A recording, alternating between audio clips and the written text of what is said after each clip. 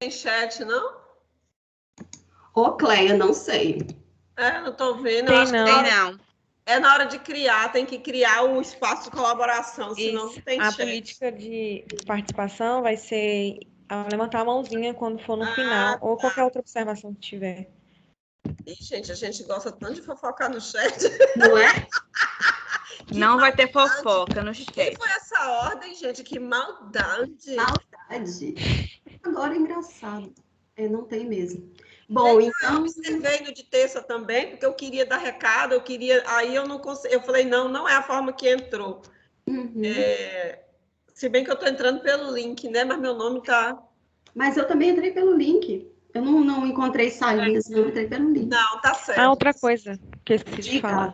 Diga. Quando der 3 minutos, eu vou estar avisando para vocês estarem se atentando ao tempo. E acho que é só isso mesmo. Tá certo. Isso. Então, vamos. Leilane é a menina do cronômetro, minha filha. Você falou com a pessoa aí, a surtadinha do cronômetro é Leilane. Porque eu tô tendo o desafio de transformar 15 minutos em 10, mas tá tranquilo, porque na SPBC foi transformar 15 em 5, então a gente dá conta. Você já passou por essa experiência, Leilane. Então, na outra pesquisa, dessa aí não, que essa aí tem assunto demais. Nossa Senhora, relatórios gigantes. O exercício da síntese é realmente uma coisa muito complicada para todo mundo. Bom, mas vamos começar. Então, vou anunciar a nossa primeira comunicadora, né?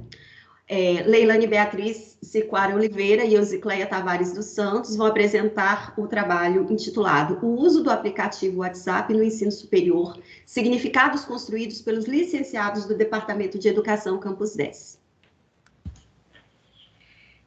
Bom dia, pessoal. Vou compartilhar aqui minha tela. Quando tiver tudo certo aí, vocês me avisem. Tá aparecendo aí? Tá aparecendo, Leilane. Podemos contabilizar para começar agora? Agora! Bom dia, pessoal. Meu nome é Leilane Beatriz Siquara Oliveira, como a professora já apresentou, e minha orientadora dessa pesquisa é a professora doutora Eusicleia Tavares dos Santos. O nome desse trabalho é o uso do aplicativo WhatsApp no ensino superior, significados construídos pelos licenciandos do Departamento de Educação Campus 10. Bom, nos conteúdos de apresentação, nós teremos a introdução, a nossa metodologia, a discussão dos resultados e as considerações finais. Introdução. Bom, a sociedade contemporânea hoje, ela é marcada pelo predomínio das tecnologias digitais. Essa contribuição, contribui para transformações amplas e profundas nas formas de criar, produzir, distribuir as informações, assim como para as formas de comunicação entre os sujeitos. Dentre os aplicativos utilizados pela comunidade em que vivemos, o destaque maior, como a gente conseguiu perceber nas últimas pesquisas que a gente veio realizando, é em cima do aplicativo WhatsApp, que ele se tornou um aplicativo de comunicação com aplicatividade em diversas áreas do conhecimento, com foco nessa pesquisa na área de educação. E com todas essas questões, a proposição dessa pesquisa tem como uma pergunta direcionadora como que o aplicativo WhatsApp contribui com o processo de aprendizagem dos estudantes do curso de História e Letras Vernáculas do Departamento de Educação Campus 10. Objetivos, nós temos compreender quais são os sentidos construídos por esses estudantes dos cursos de História e Letras, conhecer a concepção e a relação dos estudantes dos cursos investigados com a presença das tecnologias móveis na sociedade, conhecer quais atividades são realizadas no WhatsApp e que colaboram e intencionam os estudos na universidade, e, por fim, identificar a existência ou não de experiências com aplicativos, em processos de orientação, distribuição do conhecimento, nas disciplinas. Então, assim, fazer um levantamento de qual tem sido a aplicabilidade desse aplicativo dentro das atividades relacionadas à universidade. Em nossa metodologia, o gênero definido pelos sujeitos, são 2 homens e 4 mulheres que participaram, sendo esses 4 do curso de História e 2 do curso de Letras Vernáculas. O instrumento metodológico para a coleta de dados foi, em primeiro momento, a criação de um grupo de WhatsApp para que fizéssemos um contato com os sujeitos Em segundo momento, a gente criou um Google Forms para que esteja a coleta de informações dos sujeitos, levantamento de dados, marcações de horários para que acontecessem a pesquisa de grupo focal online. E após todo esse momento, né, de conversa e organização, aconteceu o grupo focal online utilizando a plataforma Teams. Após a utilização, a marcação e a realização do grupo focal, aconteceu a transcrição do material que foi realizado no site Transcripto. Este site, ele tem por objetivo, um site pago. Nós subimos o vídeo para a plataforma e quando acontece essa possibilidade, o material ele é totalmente lido e disponibilizado para download em Word, em palavras, né? Tudo o que foi falado em vídeo. Pode ser feito em áudio, também pode ser feito em vídeo. Aí, como nós utilizamos o vídeo, né, que foi a gravação da videochamada, subimos o vídeo.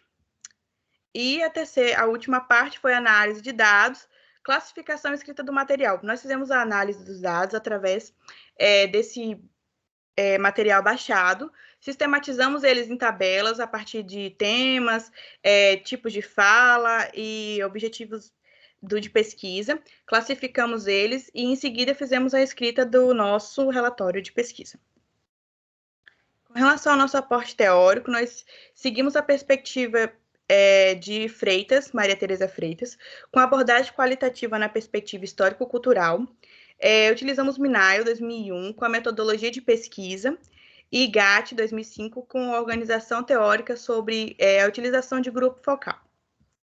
Com relação a tecnologias na sociedade e educação, tivemos como aporte teórico Lemos 2005-2009, Lucena 2016, Cordeiro e Bonilla 2015-2017, Santaella 2007-2013, Lucena e Linhares 2012-2020, Salles 2020, dentre outros autores que compuseram o aporte teórico dessa pesquisa.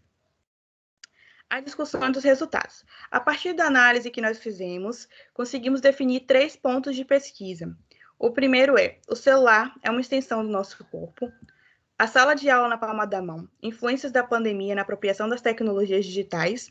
E o WhatsApp na sala de aula, pluralidade de significados. O celular é uma extensão do nosso corpo. Na discussão do grupo focal, ficou evidente que a conectividade do celular, ela se estabelece como uma ponte e que ela auxilia na sua aprendizagem, trabalho e lazer. Os sujeitos da pesquisa afirmam que o celular é uma extensão do nosso corpo, sinalizando que o dispositivo móvel na cultura digital é uma necessidade intrínseca da vida cotidiana, da vida acadêmica, e aí nós trouxemos como destaque uma fala de um participante sobre essa utilização. O participante diz: "Cara, sim, o celular é quase uma extensão do meu corpo, né? Acho que é bem difícil de fazer, de tirar essa associação. Acho que a de total importância, estudo, trabalho, é basicamente tudo pelo celular, sabe? A gente usa o computador porque, né, existe talvez uma tela maior, algo nesse sentido. Mas o celular é basicamente tudo, a nível ali de importância, de relações, de uso, enfim, são todos hoje desenvolvidos através do celular, né? Mais prático, mais rápido. E no decorrer dessa primeira parte, vários sujeitos apontaram a importância para a utilização de trabalhos, para a realização de trabalhos em grupo, para a comunicação com a universidade, enfim, levantaram vários pontos, ressaltando essa importância de como que o celular já é uma coisa intrínseca, até para lembrar de beber água, um dos participantes citaram. A sala de aula na palma da mão. Influências da pandemia na apropriação das tecnologias digitais. Bom, os estudantes eles destacaram que com a chegada da pandemia, o aparelho celular, que antes era motivo de reclamações na presencialidade, se tornou aliado na educação por ser o mecanismo de comunicação da maioria dos estudantes nas atividades de forma remota da universidade. Também apontaram que o celular e as fugas, a sala de aula antes e depois da pandemia. 3 minutos. Obrigada. Com relação ao celular e as fugas, o celular, apesar de ser esse grande aliado, também é um mecanismo de fuga, quando eles apontam que em algumas aulas não tão interessantes na visão deles, acabavam utilizando para ver alguma coisa, um YouTube, um Instagram, né? Então, ele conecta o estudante e o aluno, mas também apresenta essa possibilidade de fuga. E também não era um dos objetivos da nossa pesquisa, mas foi uma coisa que ficou muito marcada na fala dos sujeitos é que existe esse paradigma da sala de aula antes da pandemia e a sala de aula durante a pandemia, que são as modificações, né, de como que a tecnologia ela influenciou, né, para que conseguissem ter mais contato, mais coisas se desenvolveram, a forma de se comunicar, a forma de realizar trabalho, então tudo progrediu de uma outra forma. Aqui tem uma fala de um participante sobre essa questão da apropriação, que o jogo virou, que, né, que agora que antes os professores se portavam muito com o celular, outros não, outros perseguiam, mas que agora, né, o celular virou uma fonte muito importante, que não tem como fugir muito disso. O WhatsApp na sala de aula, pluralidade de significados. Pela fala dos estudantes, nós vimos que o principal foco do aplicativo do WhatsApp para fins educacionais, ele acontece no interior de grupos, por meio de compartilhamento de conteúdos, né? E os participantes apontaram a perspectiva do uso do aplicativo como rede de apoio, porque ele acaba sendo uma forma de conexão entre universidade e estudantes, né? O WhatsApp, ele, nesse momento de pandemia, ele aproximou a universidade e os estudantes entre si, né? Muitos grupos, né? As pessoas mandam atividades, mandam coisas, se ajudam muito dentro desses grupos. Enfim, minhas considerações finais é que essa pesquisa possibilitou evidenciar quais são esses sentidos e significados, né? Quais foram essas modificações que esse novo momento de pandemia também trouxe para esses estudantes. O estudo também evidenciou a importância dos usos das tecnologias móveis nos cursos de licenciatura, em específico, né, por conta de serem os sujeitos, as licenciaturas de História e Letras Vernáculas. E esse contexto pandêmico atual, em função do Covid-19, as tecnologias digitais se tornaram um recurso essencial para estudantes e professores darem continuidade às aulas, pesquisa, atividade de extensão, fazendo o posicionamento de se pensar que, com essa nova adaptação, temos que continuar repensando a forma de ser utilizada e como que nós podemos cada vez mais nos apropriarmos dessas tecnologias de uma forma saudável.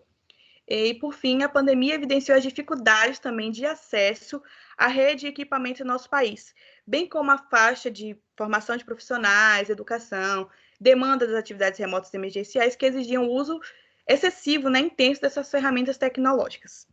Meus agradecimentos e minhas referências. Muito obrigada, que eu vi que já deu 10 minutos. Prontinho. Ufa, foi corrido, gente, mas espero que tenha dado certo. E eu aqui, brigando com a mãozinha. Bom, parabéns, Leilane, pelo trabalho. Gente, obrigada. Então, a gente vai fazer o seguinte, apresenta todos os trabalhos, e aí a gente vai anotando as questões que a gente quer fazer ao final, e ao final a gente faz as perguntinhas, tá certo? Bom, posto isso, vamos convidar para o centro da tela, quer dizer, acender a câmera e os outros apagarem, Arielle Rocha Bonjardim, Beatriz Santos da Cruz, Camila Rodrigues Moreira e Carlos Luiz Pereira, né, que é o orientador. Obesidade infantil associado ao uso da tecnologia. Massa, eu gostei desse, quero ver, estou curiosa. Arielle, saudades de você. Bem-vinda, Camila também, que legal ver vocês aqui. Bom, o meu relógio, né, o nosso relógio que se chama Ávila, então pode começar. Bom dia, gente. Eu vou compartilhar a tela aqui.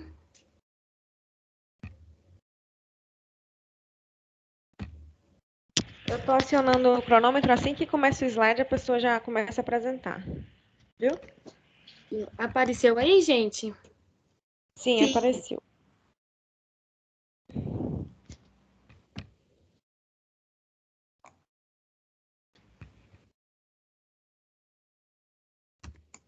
Arielle, não estamos te ouvindo. Parece que travou, né?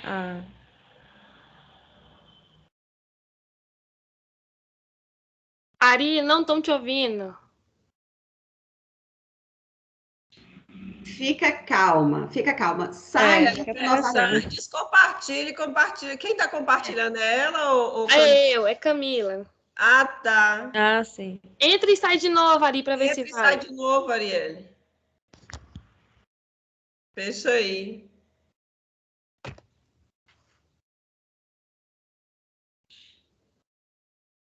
Acontece, problemas técnicos. Coisas da Sabe o internet. que eu acho? Eu acho que ela também compartilhou a tela dela, entendeu? Pareceu isso mesmo, Cleia.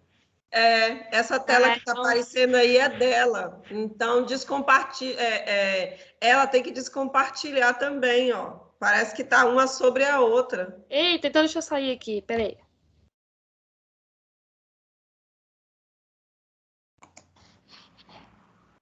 Como diz o Chapolin, não priemos cânico. Sem pânico. Não, você quer.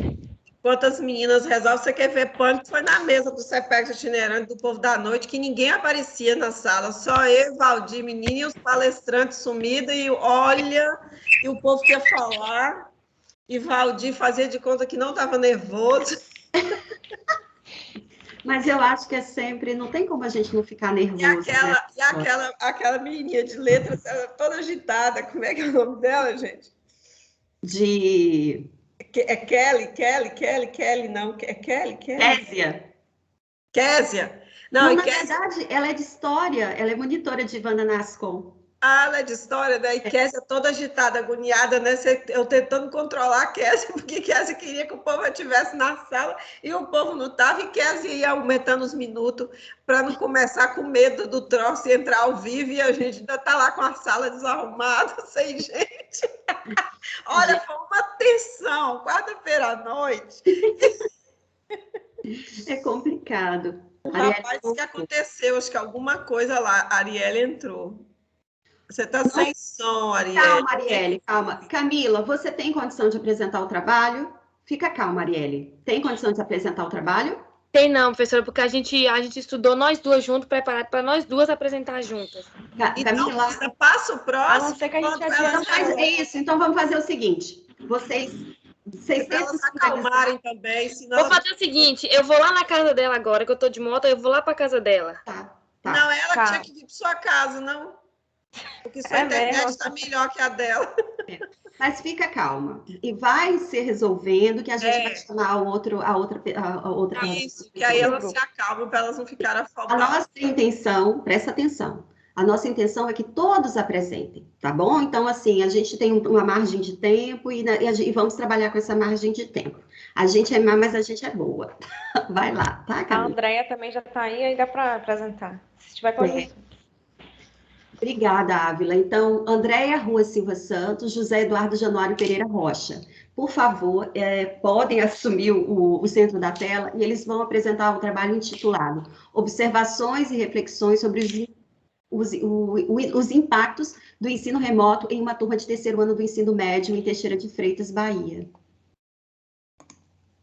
Por favor. Eu vou compartilhar a tela, e como eu vou compartilhar a tela, acho que não vai dar para abrir a câmera aqui no navegador. Saudades, Andréia. Eduardo, depois quero ver seu rosto. É Dudu, prof, não lembra Eu dele? sei que eu não tô, mas eu tô com saudade dele. Eu tenho direitos? Vocês estão me ouvindo bem, né? Tem, Andréia, estamos ouvindo bem. Ok.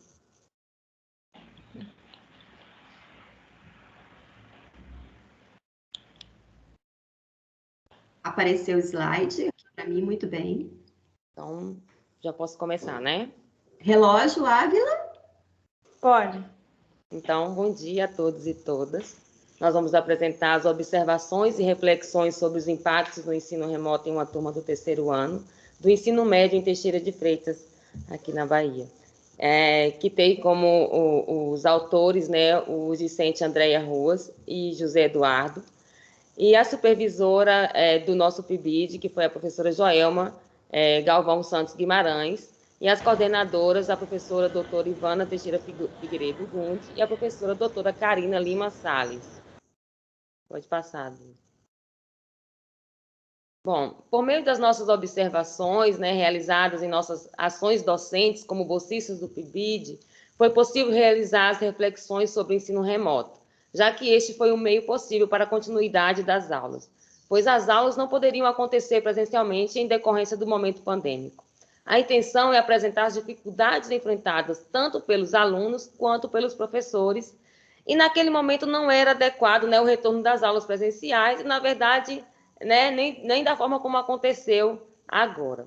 Então, a perspectiva deste trabalho é relatar algumas das dificuldades percebidas no ensino remoto emergencial em decorrência da pandemia da Covid-19. Os nossos objetivos é apresentar os impactos causados pelo ensino remoto que foram percebidos no aprendizado dos alunos do terceiro ano A do Colégio Estadual Professor Rômulo Galvão. Analisar as dificuldades apresentadas pelos alunos, refletir sobre a qualidade das práticas docentes no ensino remoto e refletir também sobre a importância das ferramentas tecnológicas no ensino remoto. Pode passar, Du.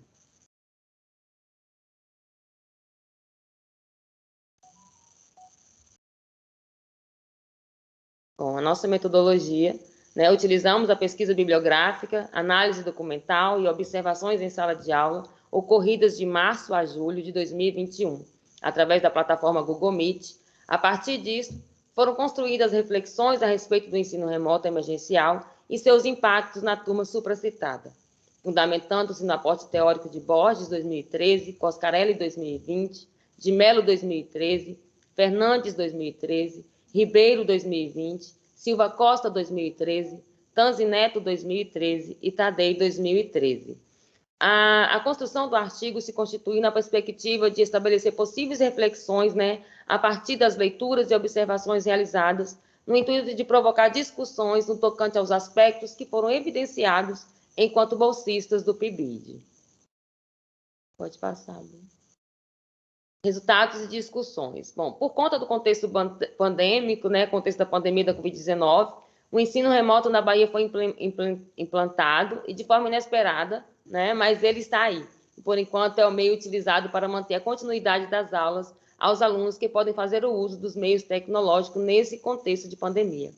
Assim, os alunos foram divididos em dois grupos, entre aqueles que podem assistir às aulas no AVA e os que não têm condição de estar presentes no ambiente virtual, estudando de forma offline com material disponibilizado pela escola. As nossas observações e reflexões foram apenas com os alunos que estavam estudando de forma online.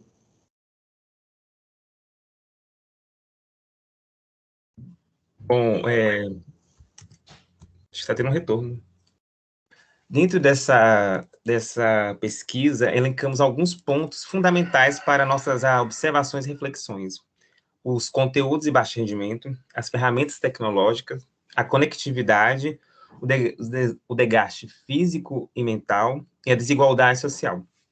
E dentro desses pontos observamos que os conteúdos de baixo rendimento, houve uma mudança nas práticas pedagógicas do professor, ele teve que adequar agora esse ambiente virtual, suas metodologias, que antes atendia lá o espaço físico. Também o ano letivo está sendo cursado 2 anos em um, ou seja, 2020 e 2021, são 6 unidades. E isso causou uma sobrecarga de trabalho no professor e também um recorte de conteúdo a ser trabalhado com o aluno. E isso foi perceptível, um baixo rendimento desses alunos. Eles, apesar do professor ter que selecionar qual conteúdo vai ser trabalhado e a forma, assim, que não se trabalha plenamente o conteúdo, trabalha o conteúdo superficialmente, foi percebido que os alunos não têm um retorno. Isso fica perceptível no momento de da devolutiva das atividades. Também ficou uma dúvida no ar se os alunos, de fato, estavam prestando atenção nesse espaço virtual, se eles estavam ouvindo a explicação. Então, isso vai gerar o quê? Um baixo rendimento por parte deles, uma sobrecarga de trabalho para o professor, porque agora o professor ele tem que pensar além do aluno online, também pensa o aluno offline. Temos as ferramentas tecnológicas. Elas foram o grande boom para esse ensino remoto emergencial, mas foi percebido durante as nossas observações que elas não foram preparadas. Computadores, tablets e celulares, elas sofreram muito com essa modalidade de ensino, um desgaste muito, tanto que tinha aluno que uma semana participava da aula e na outra semana já não estava mais no modo online porque o equipamento estava quebrado e isso fez com que ele migrasse para o modo offline.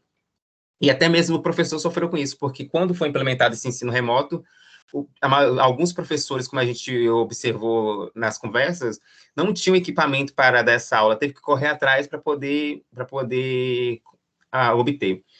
A conectividade, que é outra grande ponta desse ensino remoto emergencial, também foi perceptível que ela não era adequada, tanto para o aluno quanto para o professor, porque o aluno, na perspectiva de quando eu falar assim, fulano, venha, o que você acha disso? Aí ele fala assim, professor, eu vou falar, mas não vou abrir a câmera, porque pode ocorrer de minha conexão cair e tá oscilando, tá muito lenta. Então, tem esses problemas de conectividade. Apesar de ter uma internet de banda larga, ela não é efetivamente adequada para essa modalidade de ensino. E isso também era visível no professor, porque o professor, por mais que ele tenha uma condição financeira muito melhor, o plano de internet não foi, como se preparado para esse modelo de ensino. Aí, diante disso tudo, vamos ter um desgaste físico e mental. Por quê? O professor está ali ministrando sua aula diante da tela do computador, sem ter ciência se o aluno está prestando atenção, se o aluno está ouvindo, se o aluno está tendo dúvidas. E isso vai também refletir no próprio aluno, porque o aluno ele não tem ciência de como chegar nesse professor e tirar suas dúvidas. Apesar de agora o professor e o aluno terem estreitado os laços por causa do WhatsApp, mas fica aquele receio. Então, há uma frustração de ambos os lados. E a grande galinha dos ovos de ouro desse ensino remoto emergencial é a desigualdade social, porque ela veio para mostrar o que alguns estavam não querendo ver, que é que nem todos têm as mesmas condições, tanto que dos 30 alunos matriculados na turma, apenas 12 fazia parte do ambiente virtual, porque os demais não tinham condição de estar presente ali financeiramente e nem o equipamento tecnológico para poder auxiliar ele nessa mediação tecnológica.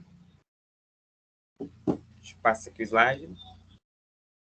Por meio das observações realizadas na turma do terceiro ano A, turno matutino do CEPROG, foi possível refletir sobre o ensino remoto emergencial que tem sido um entrave na educação brasileira. Os problemas mencionados nesse estudo possibilitam um olhar ainda mais crítico sobre as práticas docentes utilizadas, e também os conteúdos abordados, assim como o evidente entrave nas ferramentas por não estarem devidamente preparadas para essa modalidade de ensino. Alinhado a tudo isso, esse novo formato de ensino vem aumentando as diferenças sociais já apontadas, corroborando com as dificuldades do ensino remoto.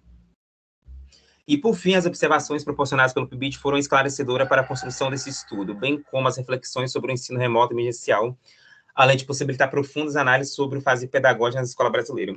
É importante frisar que, quando fizemos esse estudo, ainda estava durante o ensino remoto, não tinha nem a possibilidade do híbrido, e quando pensamos em retorno presencial, pensamos em que, pelo menos, o corpo docente da escola fosse todo imunizado com as 2 doses, e depois, posteriormente, os alunos, né, na idade permitida, e depois que fosse respeitadas as medidas de segurança sanitária e que tivesse um diálogo com a comunidade quanto ao retorno presencial, o que não teve, de fato, esse diálogo, porque foi uma imposição do Estado da Bahia, então fica aqui nosso descontentamento com a forma que está sendo feita a condução da educação.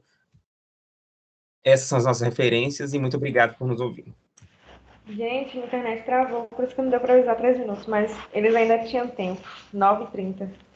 Parabéns. Gente, bom dia, agora vocês estão me ouvindo? Camila? Arielle? Arielle. Foi a Arielle. Vocês estão me ouvindo agora? Sim. Graças a Deus. Gente, eu não vou conseguir ligar minha câmera. Não sei o que está acontecendo. Tá bom. Mas pelo menos o áudio está saindo agora, né? O áudio está saindo. Camila está por aí. Desculpe, Andréia, desculpe, Eduardo, pelo término brusco, que a Arielle, ela está muito nervosa. Arielle, você tomou uma aguinha? Tá tranquila? Desculpem, viu, gente, interromper, que eu estava aqui nervosa já para ver se estava saindo áudio, misericórdia. Eu já estava pegando a moto para ir para casa dela. Tá, Camila, calma, tá? Então vamos, tá? Andréia e Eduardo, mais uma vez, desculpe, essas coisas acontecem, mas a gente vai voltar ao final e eu tenho uma perguntinha para vocês também. Já aviso, fiquem preparados. Então, Ávila Relógio, podemos permitir que as meninas dizer tipo, ok, meninas, comecem? No momento que elas compartilharem os slides. Tá certo, então vou eu tô acionando novamente o nome do trabalho das meninas. Certo. Para ficar registrado. Engraçado, eu acabei fechando o trabalho sem querer. Bom, então, repetindo, tá?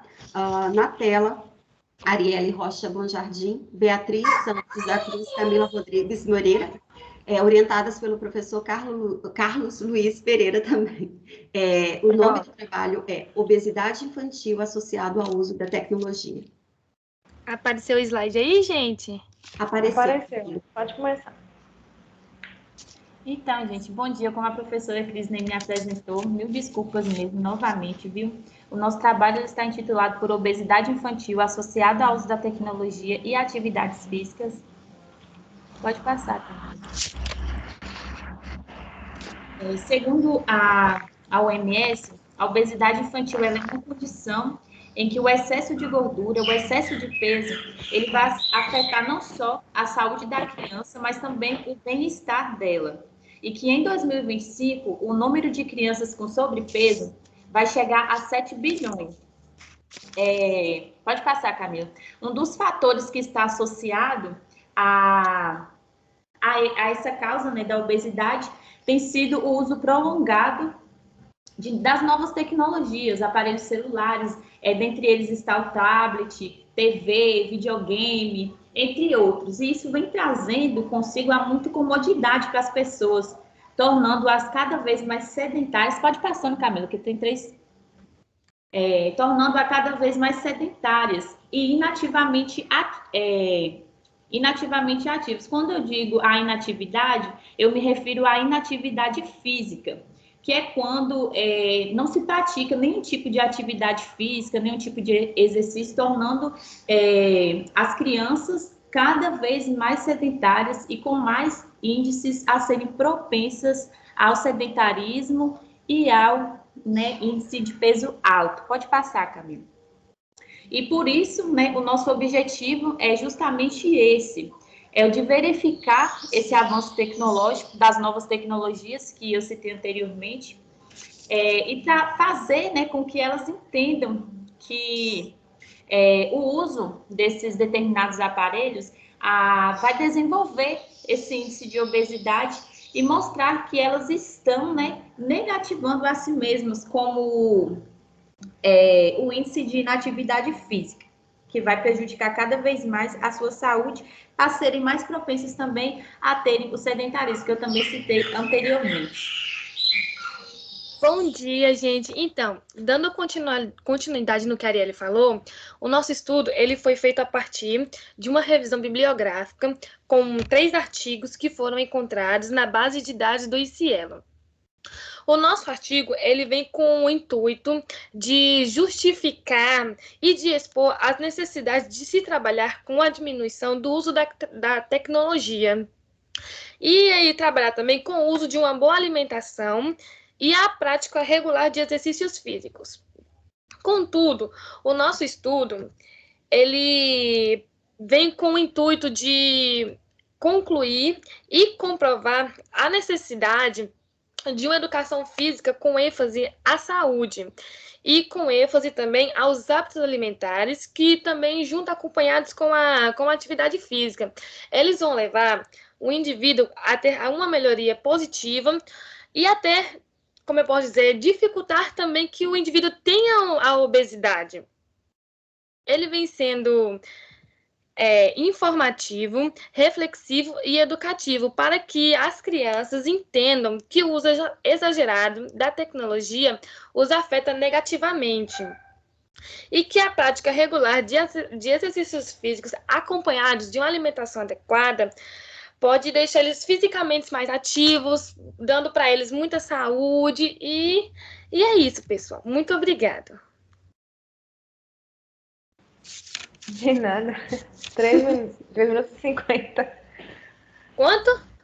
3:52. Menina, é a ansiedade. Quando eu fico ansiosa, eu... Certo, mas também faz parte do nosso aprendizado como apresentadoras de trabalho em eventos. Com o tempo, a gente ganha estofo no sentido de saber dosar o tempo e controlar a nossa ansiedade. Isso faz parte, tá, Camila? Importante que o trabalho foi apresentado e eu tenho uma pergunta para fazer também. Prepare-se. Então, dando continuidade às apresentações, eu gostaria de chamar para o centro da tela, com o trabalho intitulado Oficina de Leitura e Escrita, uma proposta em contexto não escolar, as alunas Laís Nonato dos Santos e Samanta Teixeira Oliveira. Elas estão aí? Sim, Grisa, estou aqui. Gente, bem-vindas, saudades de vocês. Mas depois você abre essa câmera para eu ver você, por favor, eu sou carente. Ávila, o comando é seu. Tá aparecendo os Só slides esperar ela aí? dar o F5 aí. Tá, só falta ampliar mais o slide. Peraí, deixa eu ver aqui. Não.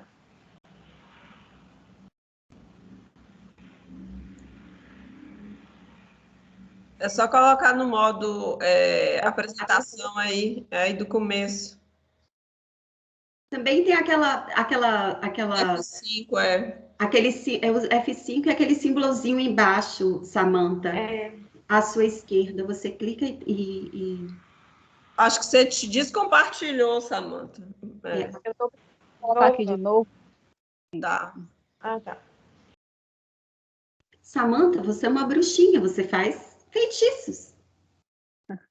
Pronto. Pronto. Bom dia, né, primeiramente. Antes de começar, eu gostaria de dizer que esse trabalho ele foi feito em dupla, né, desde o início até o resumo. Sobre total parceria com a Laís, nós fizemos juntos todas as etapas. Hoje, ela estaria aqui também, mas aconteceu que o dia e o horário da apresentação entraram em choque aí com o estágio dela. Então, por isso, somente eu estarei apresentando, mas estou representando a Laís também. O nosso trabalho é a Oficina de Leitura e Escrita, uma proposta em contexto não escolar. Foi realizado, né, Laís Nonato e Samanta Teixeira. Então, esse trabalho nasce a partir da disciplina de estágio supervisionado 2, que no colegiado de Letras Língua Portuguesa, no qual nós fazemos parte, né, o estágio supervisionado 2, ele propõe intervenção no âmbito da educação não escolar, né, com ênfase nos aspectos direcionados especificamente à língua portuguesa e suas possíveis ramificações. Quando nós falamos aí de educação não escolar, é aquela que aqueles ambientes que ocorrem também o processo de ensino-aprendizagem, mas que está fora aí, né, dos muros da escola. Pensando aí nesse estágio 2, nós realizamos ele quando éramos letra 6, hoje nós estamos letra 7, e esse estágio aí, ele aconteceu em um momento muito desafiador, né, um contexto em que a pandemia estava em um momento aí continuava crescendo, né, e foi um grande desafio, porque os espaços, como as ONGs aí de Teixeira de Freitas, os espaços culturais que existem aí, e outros aí, né? Onde seriam esses possíveis espaços para nós realizarmos essa intervenção, eles estavam com as atividades totalmente suspensas. E não tinham também contato de forma online com os participantes aí. E mesmo que tivesse atividades presenciais, naquele contexto, a UNEB também não nos permitia, nós, enquanto discentes, fazer nenhum tipo de contato físico com essas instituições nem com ninguém, né? Então, a UNEB não nos permitia por conta que a vacinação não tinha avançado ainda.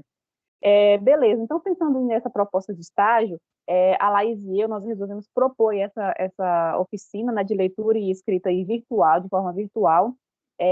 Essa intenção nossa surge a partir do momento que tanto eu quanto ela participamos aí do PIBID, e nós estando ali, né, presente naqueles espaços escolares, nós notamos um distanciamento ou até mesmo uma resistência aí por parte dos alunos ali com o hábito da leitura e da escrita.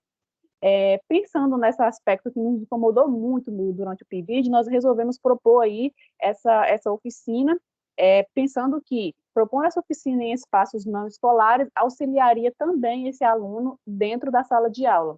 Nós, como futuros professores, encaramos aí essa grande dificuldade aí dentro da sala de aula. Para isso, nós estimulamos alguns objetivos na nossa oficina. O objetivo geral é estimular o hábito da leitura e da escrita, como eu falei, é um grande desafio da educação aí. Os objetivos específicos: fomentar a criatividade no momento da leitura e da produção literária por meio de outras mídias. Então, essa questão da criatividade é algo que nós entendemos que seria muito importante trabalharmos também. contribuir para um contato mais leve com o ato de ler, por meio de dinâmicas pautadas na ludicidade. Percebemos que, às vezes, os alunos têm essa resistência, porque na escola tem um modelo a ser seguido, então acaba que se torna um pouco mais fechado ali, e auxiliar no desenvolvimento da criticidade dos participantes através da leitura, porque nós entendemos que, à medida que esse aluno é imerso ali nesse contexto de leitor, ele desenvolve também uma criticidade. Nós, dentre os principais referenciais teóricos que nós utilizamos, temos aí a Thelma Garrido Pimenta e a Maria Socorro Lucena, que elas vão falar sobre o estágio de uma maneira mais geral. Nós também colocamos aí o Paulo Freire com a obra Pedagogia da Autonomia, Saberes Necessários à Prática Educativa. Então, o Paulo Freire vai ter determinado ponto da obra dele que ele vai, né, fazer um comentário aí sobre essa educação não formal. E a Maria Glória Gum, que fala sobre os conteúdos, né, que nós trabalhamos nessa educação não formal. Está em diálogo com os conteúdos da escola, mas a metodologia que é utilizada é diferente da escola, porque aqui não se avalia por nota, aqui não tem aquela questão de fazer prova, então é algo mais flexível. Na metodologia, a oficina aconteceu de maneira totalmente virtual, por meio da plataforma digital Google Meet. Nós escolhemos o Meet porque os participantes eles já tinham um conhecimento, ele já usava o Meet, então, por isso, foi o Meet. Fizemos exposições dialogadas, exposições de vídeos e de um filme também. Daí, pensando no desenvolvimento, o público-alvo foram alunos do 5º ano do ensino fundamental 1, da Escola Municipal Humberto de Alencar Castelo Branco, localizado no município de Medeiros Neto. Lembrando que tratamos de educação não formal. Apesar de nós pegarmos essa turma dessa escola, nós não tínhamos nenhum vínculo com a escola.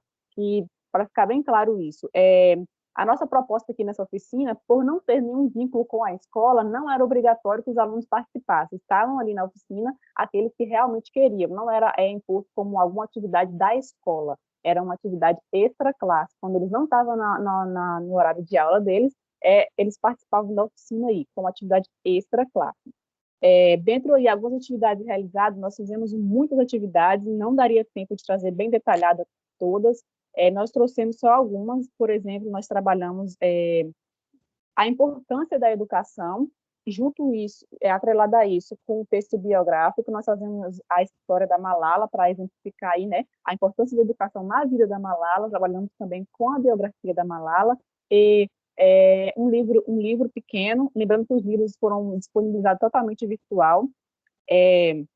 Trabalhamos também o gênero carta, e eles escreveram algumas cartas, né, para algum amigo, familiar. As cartas, o intuito não era ser entregues, não era ser enviadas, porque nós estávamos em pandemia aí, mas foi direcionada mais para a prática da escrita mesmo. Então, ficou acordado com eles que, assim que eles tivessem uma oportunidade, eles estariam entregando essas cartas para aquelas pessoas. Trabalhamos também de forma bem detalhada a leitura da obra O Pequeno Príncipe. Nós vimos um filme também, e os personagens nós trabalhamos assim de um em um.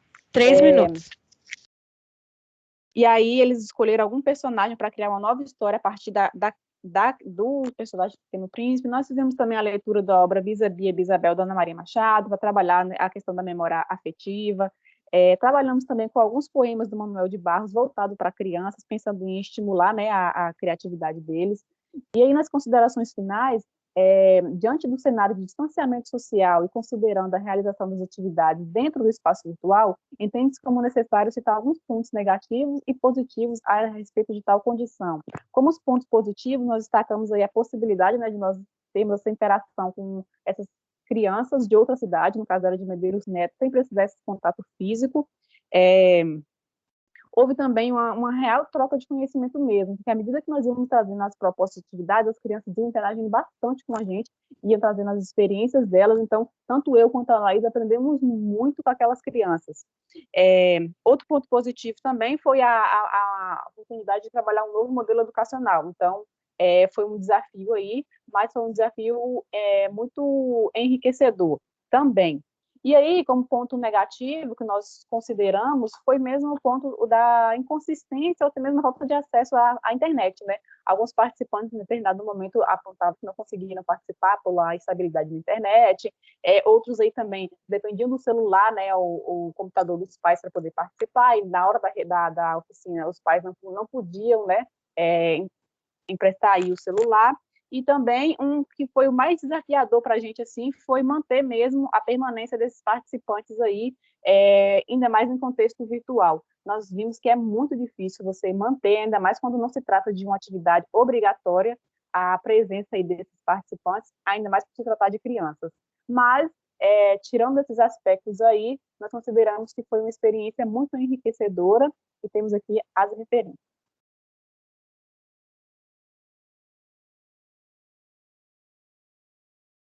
Só faltou ela abrir a câmera para me tirar uma foto. Como é que é, Águila? Ela abrir a câmera para me tirar uma foto, Sim. aparecendo no rosto dela. Se Samanta, pose para foto. A gente só está vendo seu sorriso. É, só sorriso. Agora, isso, agora sim. Encaixou. Pronto. Prontinho. Obrigada, Sam. Abraço para a Laís também, tá? Trabalho bonito. Então, vamos dar prosseguimento aqui às nossas apresentações. E para o centro da tela, eu chamo Atos Santos Araújo, Ávila Said Silva Evangelista, Tainá Costa Coque, Manuel Silva Duarte e Clóvis Lisboa dos Santos Júnior, que é o orientador de vocês, né? Imagino. E eles vão... na verdade, a Ávila vai ser a apresentadora, não é isso, Ávila? É isso aqui, você vai compartilhar. Certo. Vai apresentar um trabalho intitulado Oficina Matemática para o Enem, um estudo acerca do conceito da regra de 3 simples. Tá me ouvindo? Bom dia a todos. Bom dia, quem é que está falando? Atos Silva de Araújo. Claro, desculpe, Atos, está bem aqui na minha cara. Às vezes os olhos falham, são os meus 4 graus. Então, eu vou, já que está tudo certinho, vocês vão compartilhar os slides. Eu vou ser o relógio da Áquila. Peraí, Áquila, deixa eu me posicionar. Tá. Fica calma, tá certo? Uhum.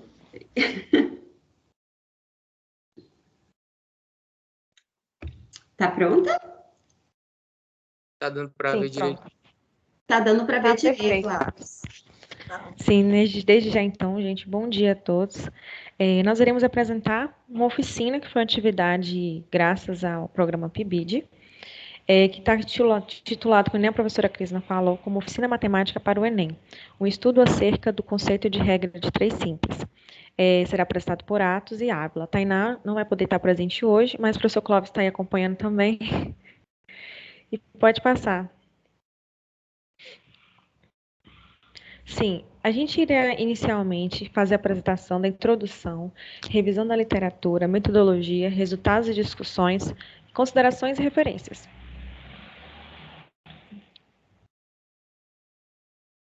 Pode passar, Atos. Pronto. Bom, que nem eu havia falado antes, essa oficina ela foi uma atividade proposta pela coordenação pedagógica como uma estratégia para contar como carga horária de ACC, que atividades complementares extracurriculares, né, para complementar como carga horária. E aí a gente tem como escola parceira o Colégio Estadual Professor Rômulo Galvão. A gente teve como enfoque também fazer a ministração de conteúdos que fazem parte do corpo do Exame Nacional do Ensino Médio, Enem, que foi ofertado também essa oficina para alunos do 1º, 2º, 3º ano do Colégio CEPROG. O assunto que a gente fez a abordagem foi da regra de 3 simples, trabalhando problemas do atual sistema em cenário pandêmico, né, que fragilizam a educação brasileira. A gente fez essa mediação pelo Google Meet. E também a gente quis trabalhar a importância dessa oficina, porque a gente sabe que, em meio à pandemia, a gente tem que estar fazendo essa atividade para poder ter a participação dos alunos colaborando para o preparamento desses exames, né? Ainda mais o Enem. Pode passar. Então, nós tivemos aí como objetivo geral, foi justamente a revisão dos conteúdos conteúdos tais esses foi grandezas proporcionais, diretamente e inversamente, com o intuito aí em prepará-los para o Enem e possíveis provas de concursos públicos.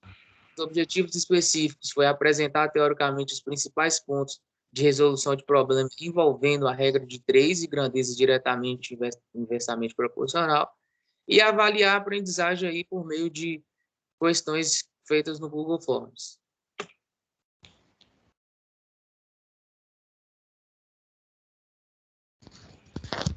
Bom, a revisão da literatura.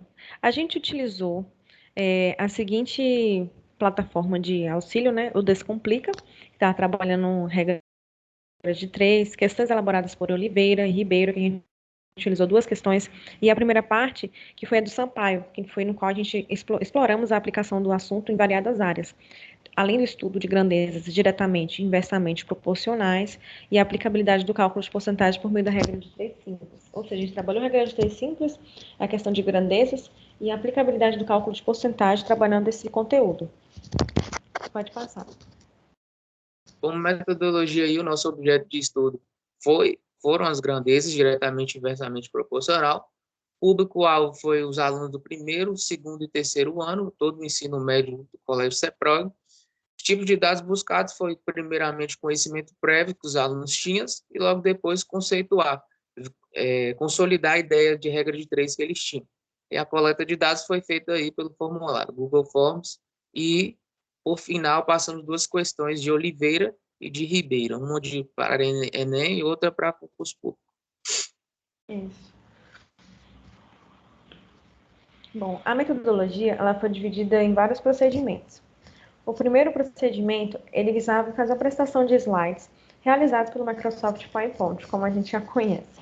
Depois a gente fez a seleção com muito carinho, Atos mesmo que cuidou dessa parte, de vídeos educativos disponibilizados pela plataforma Descomplica, de forma dinâmica, ainda mais para o público-alvo, né? Depois a gente fez a resolução de questões passo a passo, a aplicação desse formulário feito pelo Google Forms, contendo 2 questões, e por fim a gente fez a análise dos resultados por meio de gráficos. O resultado, nós tivemos aí a participação de 74 alunos simultaneamente, havendo uma interação dinâmica, esclarecendo dúvidas. Inicialmente, nós fizemos diversas perguntas para ter essa prévia, o que eles já sabiam, e depois fomos exemplificando de diversas maneiras, através do vídeo, como a Ávila disse, através de perguntas, através de questões. Nós tentamos fazer o máximo para atingir todo o público. Na resposta dos formulários, nós tivemos aí 42 participantes, e uma das coisas que assim nos surpreendeu foi o nível de assertividade que o gráfico mostrou, 92,9% de acertos em nenhuma questão e 71,4% de acerto em outras questões. Uma coisa importante é que nem a Atos estava falando aí, a gente contou com a participação de 74 alunos. Ô, Atos, se você lembrar, o que eu te falei no dia que a gente estava preparando o material? Sim. Se tivesse 2 ou 3 alunos. Foi. Falei, ó, Atos, eu acho que não vai ter muita gente não, mas se tiver 2 ou 3 alunos, a gente vai preparar um material top, porque a gente tem que apresentar um material bem legal. E quando a gente chegou lá, 74 anos, a gente falou, Jesus amado, graças a Deus que foi uma participação, assim, grandiosa. Pode continuar. Aí nós temos a representação gráfica do gráfico dado pelo próprio Google Forms, onde mostra as porcentagens aí. A parte azul é a maior porcentagem, que foi as questões assertivas, e uma taxa bem pequena de erros, uma porcentagem pequena.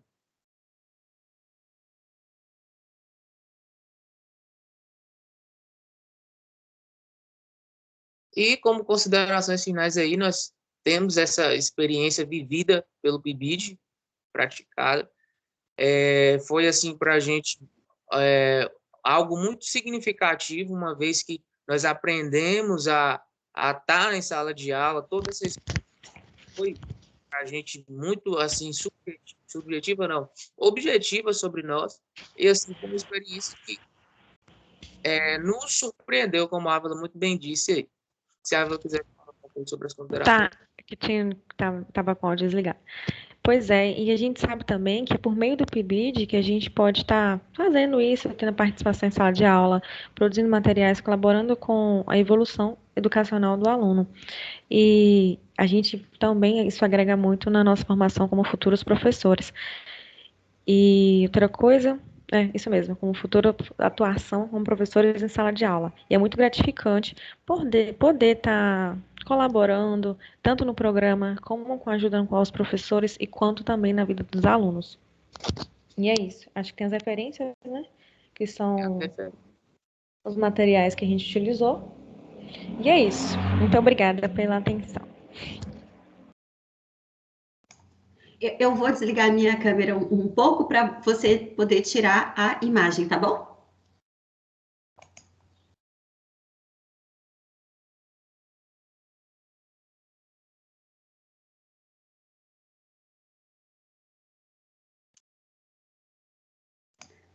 Deu certo, Ávila?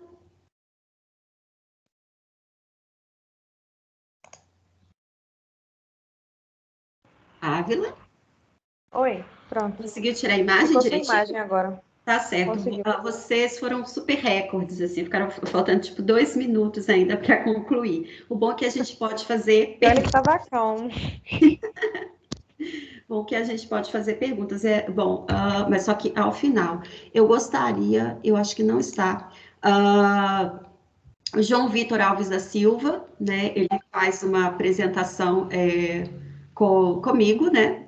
Nesse trabalho chamado Parcialidade Judicial, Ações Linguísticas que podem fomentar a suspeição do juiz. Mas só que o João, ele não apareceu. Então, eu vou fazer essa apresentação. Deixa eu... Peraí. Deixa eu ver se ele está dando notícias aqui.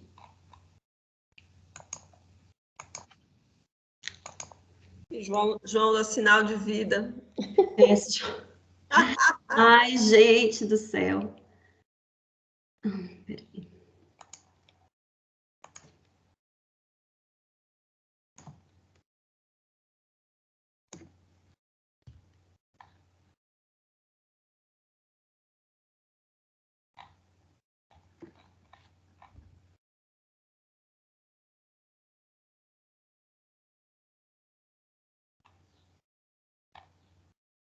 Na verdade, eu tô com dificuldade para abrir o meu arquivo.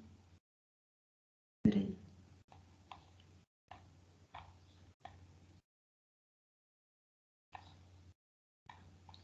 Se quiser mandar no WhatsApp aqui, eu abro, Cris. Tá, peraí, eu acho que agora vai dar certo.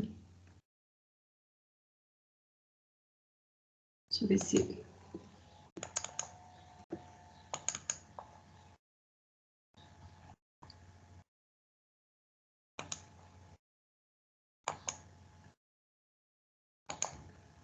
Peraí.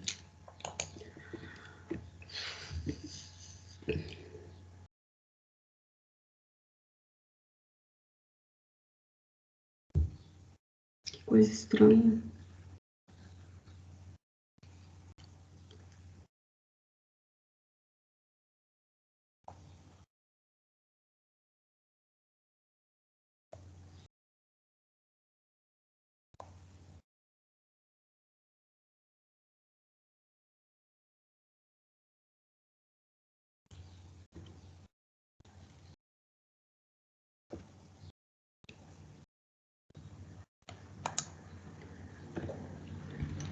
Gente...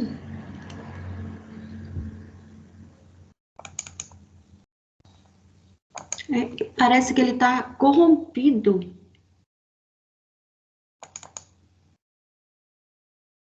O arquivo no PowerPoint?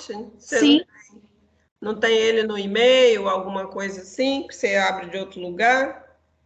Vou tentar abrir aqui. Nossa, que estranho.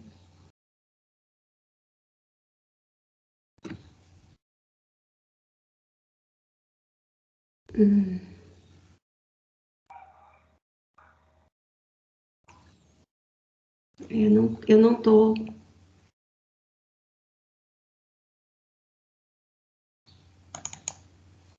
Peraí.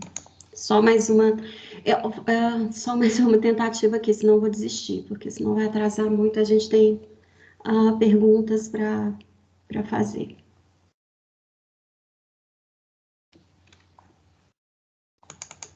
Deixa eu fazer só mais uma busca aqui.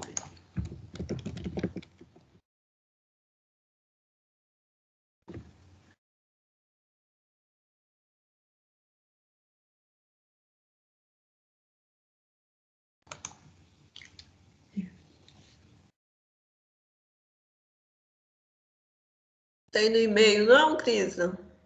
Não, porque eu mandei por WhatsApp para ele.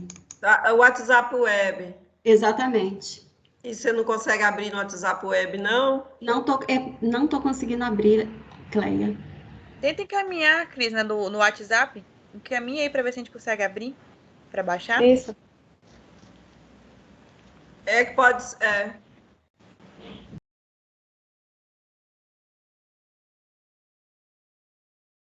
Deixa eu aqui fazer de novo, peraí. Ou então você tenta abrir o PowerPoint primeiro, de lá você abre e clica para ver se por lá ele abre. Às vezes funciona, né? Quando trava assim. Que ótimo, gente. Os professores precisam experimentar o que os alunos passam, né, os meninos? Isso deve ser... É verdade, pois é. Só mais uma busca. Peraí, eu acho que eu tô... Reparação histórica, hein? Certo, exatamente. Deixa eu ver. Pronto, consegui abrir aqui. Deixa eu ver se agora ele vai... Deixa eu ver se... E... Pelo menos isso. Pronto, deixa eu mudar ele, botar ele aqui na área de trabalho, que aí fica mais fácil. Para compartilhar.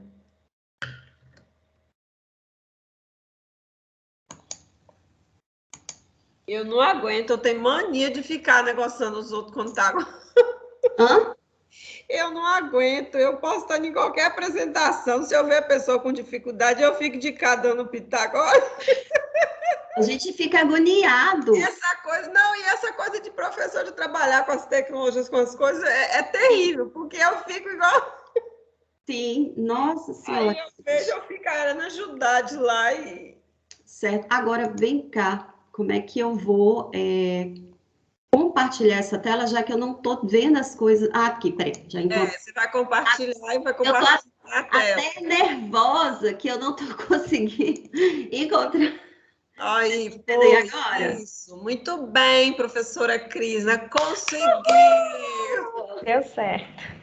2 dias depois. 2 dias depois. Brincadeira, foi pouco tempo.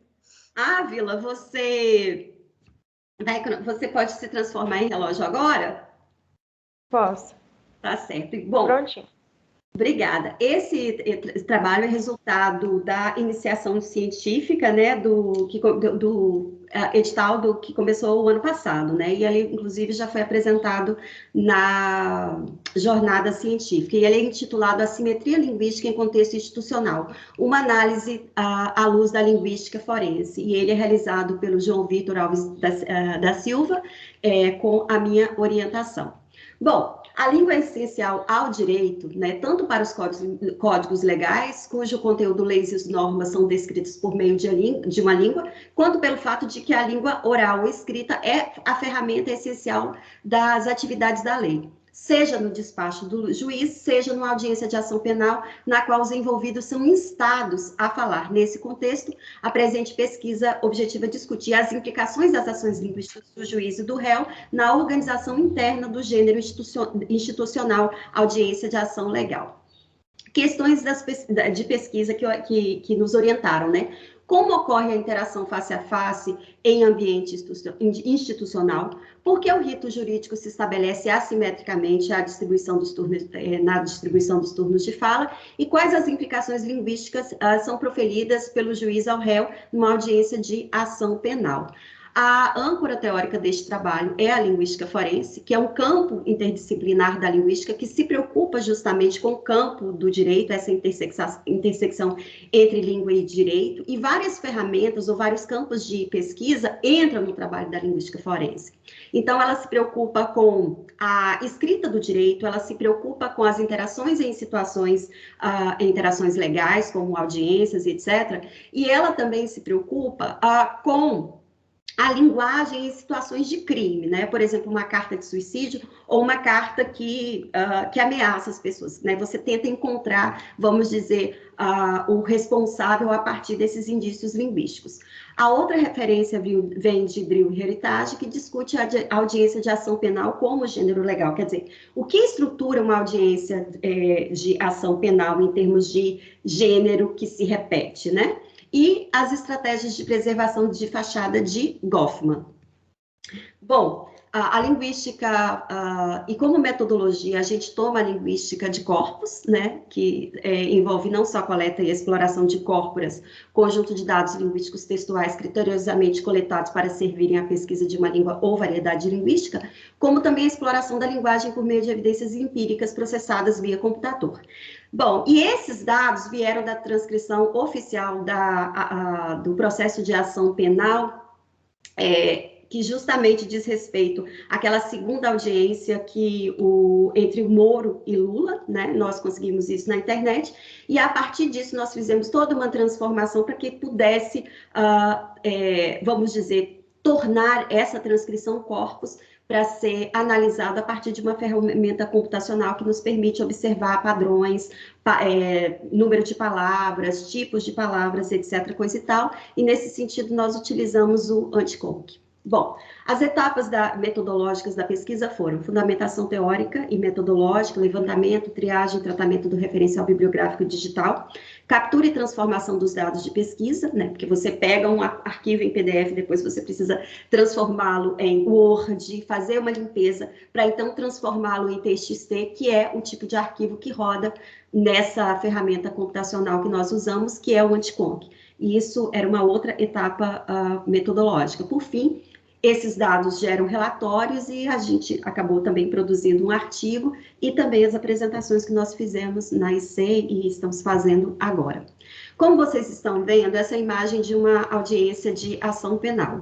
E esse gênero, né, a audiência, ele é pensado para estabelecer essa simetria. No centro, vocês veem o juiz, ladeando o juiz, você tem os advogados, você tem a promotoria, e o réu fica justamente nessa mesinha do centro. Quer dizer, mostrando um desnível, vamos dizer, entre a lei e a pessoa que está numa situação de julgamento. É importante dizer que isso é característica do sistema brasileiro. Sistemas como da Suíça, por exemplo, todos os participantes da audiência estão numa situação de horizontalidade. Então, não há essa distância entre o juiz e o réu, por exemplo. Muito bem. Quanto aos dados, né, considerando a transcrição e a transformação desses dados em corpos, nós conseguimos 1.609 turnos de fala, são produzidos em 4 horas de audiência. Desses 1.609, 624 turnos de fala são produzidos pelo réu, que no corpus atende pelo índice de réu, como vocês estão vendo aí em letra maiúscula. Juiz corresponde a juiz, 586 turnos de fala. A defesa do réu, DEF, a 188 turnos de fala. E o Ministério Público, 211 turnos de fala. Esses dados estão distribuídos estatisticamente nessa tabela, como vocês podem dizer, como vocês podem ver. Então, o réu produziu 38,8% dos dados, o juiz 36,5%, o Ministério Público 13% e a defesa 11,7%, o que é muito interessante. Então, juiz e réu, vamos dizer, tem mais turnos de fala na audiência, mas é muito interessante o fato da defesa ter apenas 11,7% de produção, a defesa do réu. Bom, dos 586 turnos de fala, o juiz utiliza apenas... Bom, e agora nós vamos partir para a análise de dados, né?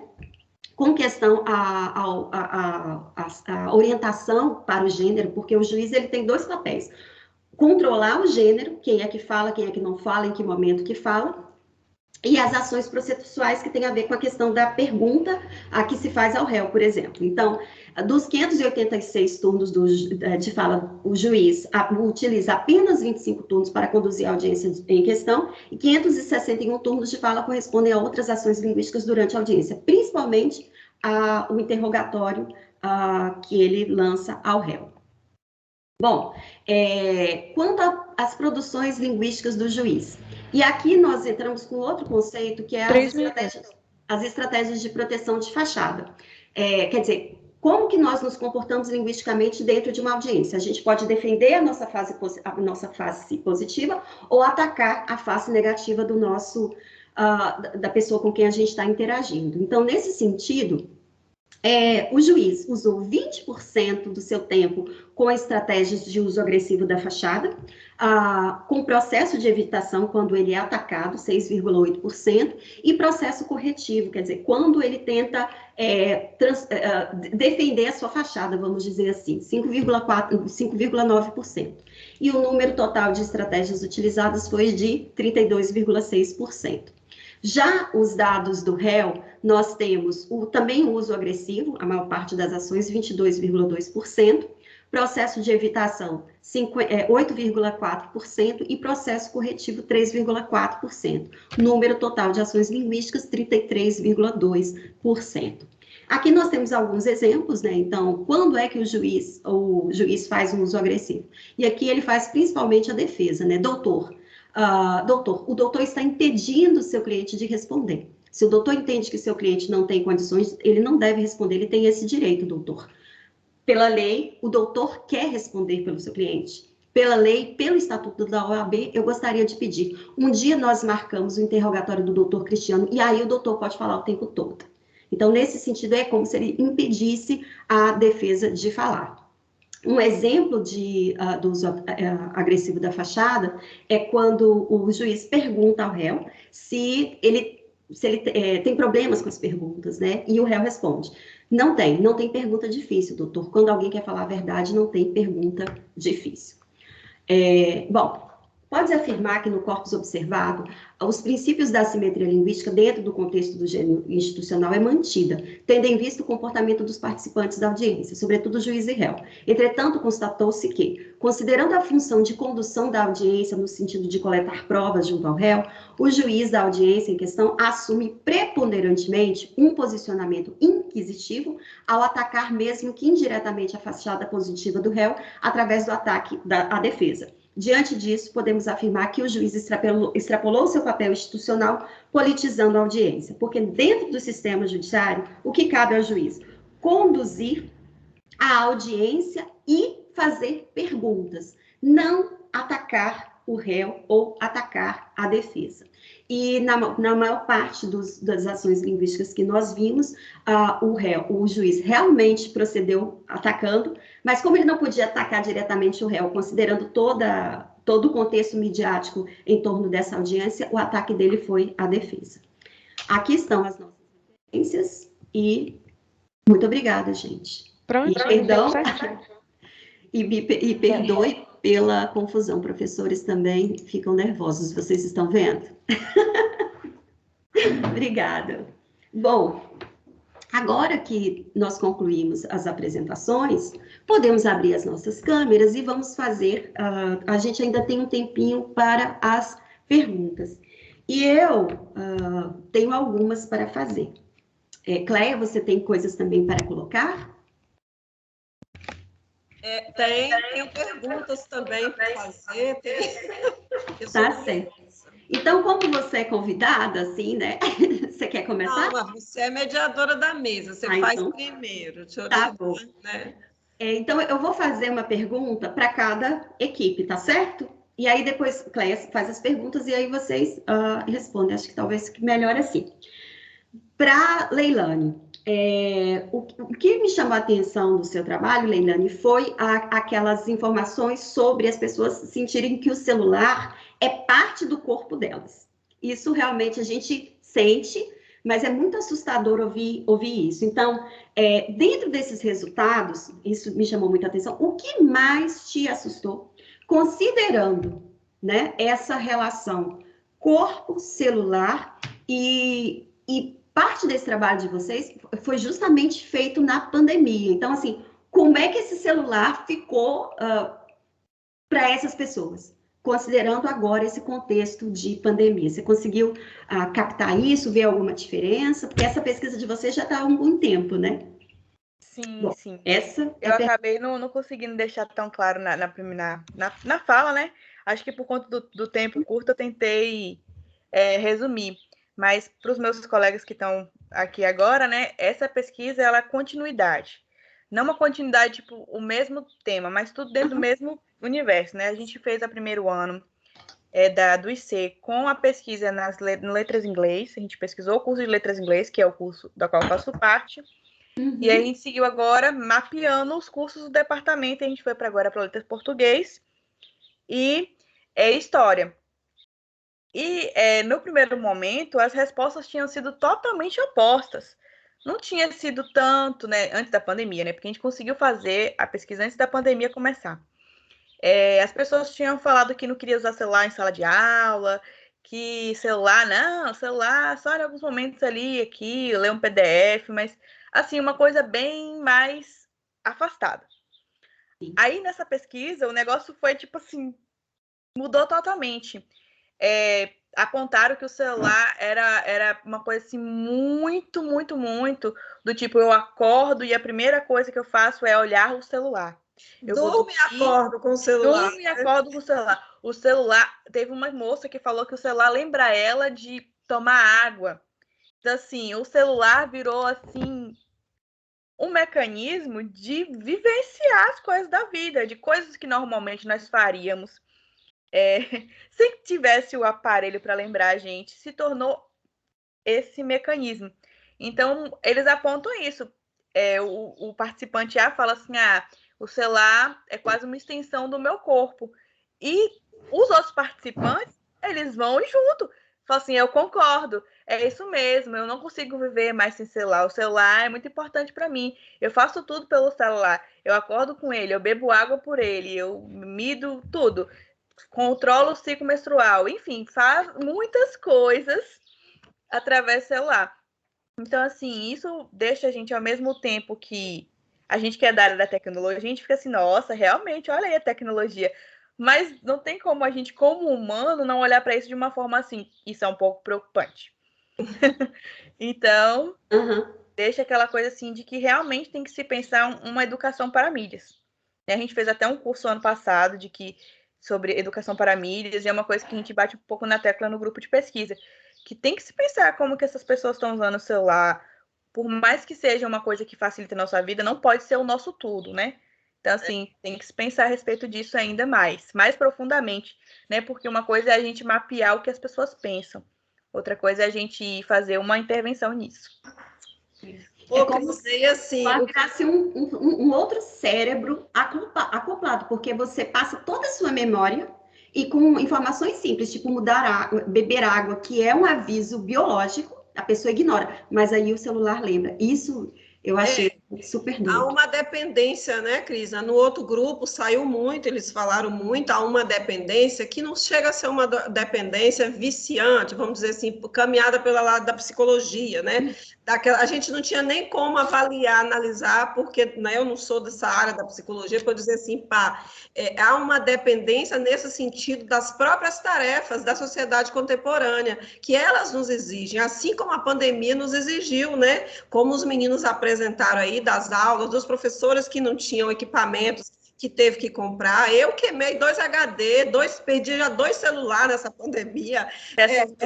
É um uso excessivo, né? Aqui em casa teve que comprar um outro computador para Pedro, porque eu tenho um filho, imagina quem tem mais, né? E eu tinha condições e quem não tinha. Então, a gente vê, assim, esse uso, eu vejo assim, ele é do humano, mas também ele é da sociedade desse momento, que ela exige. Você vê que eu perdi o celular na quinta-feira, e isso me trouxe tantas complicações, até meu chip foi restituído ontem, né, que eu consegui restabelecer.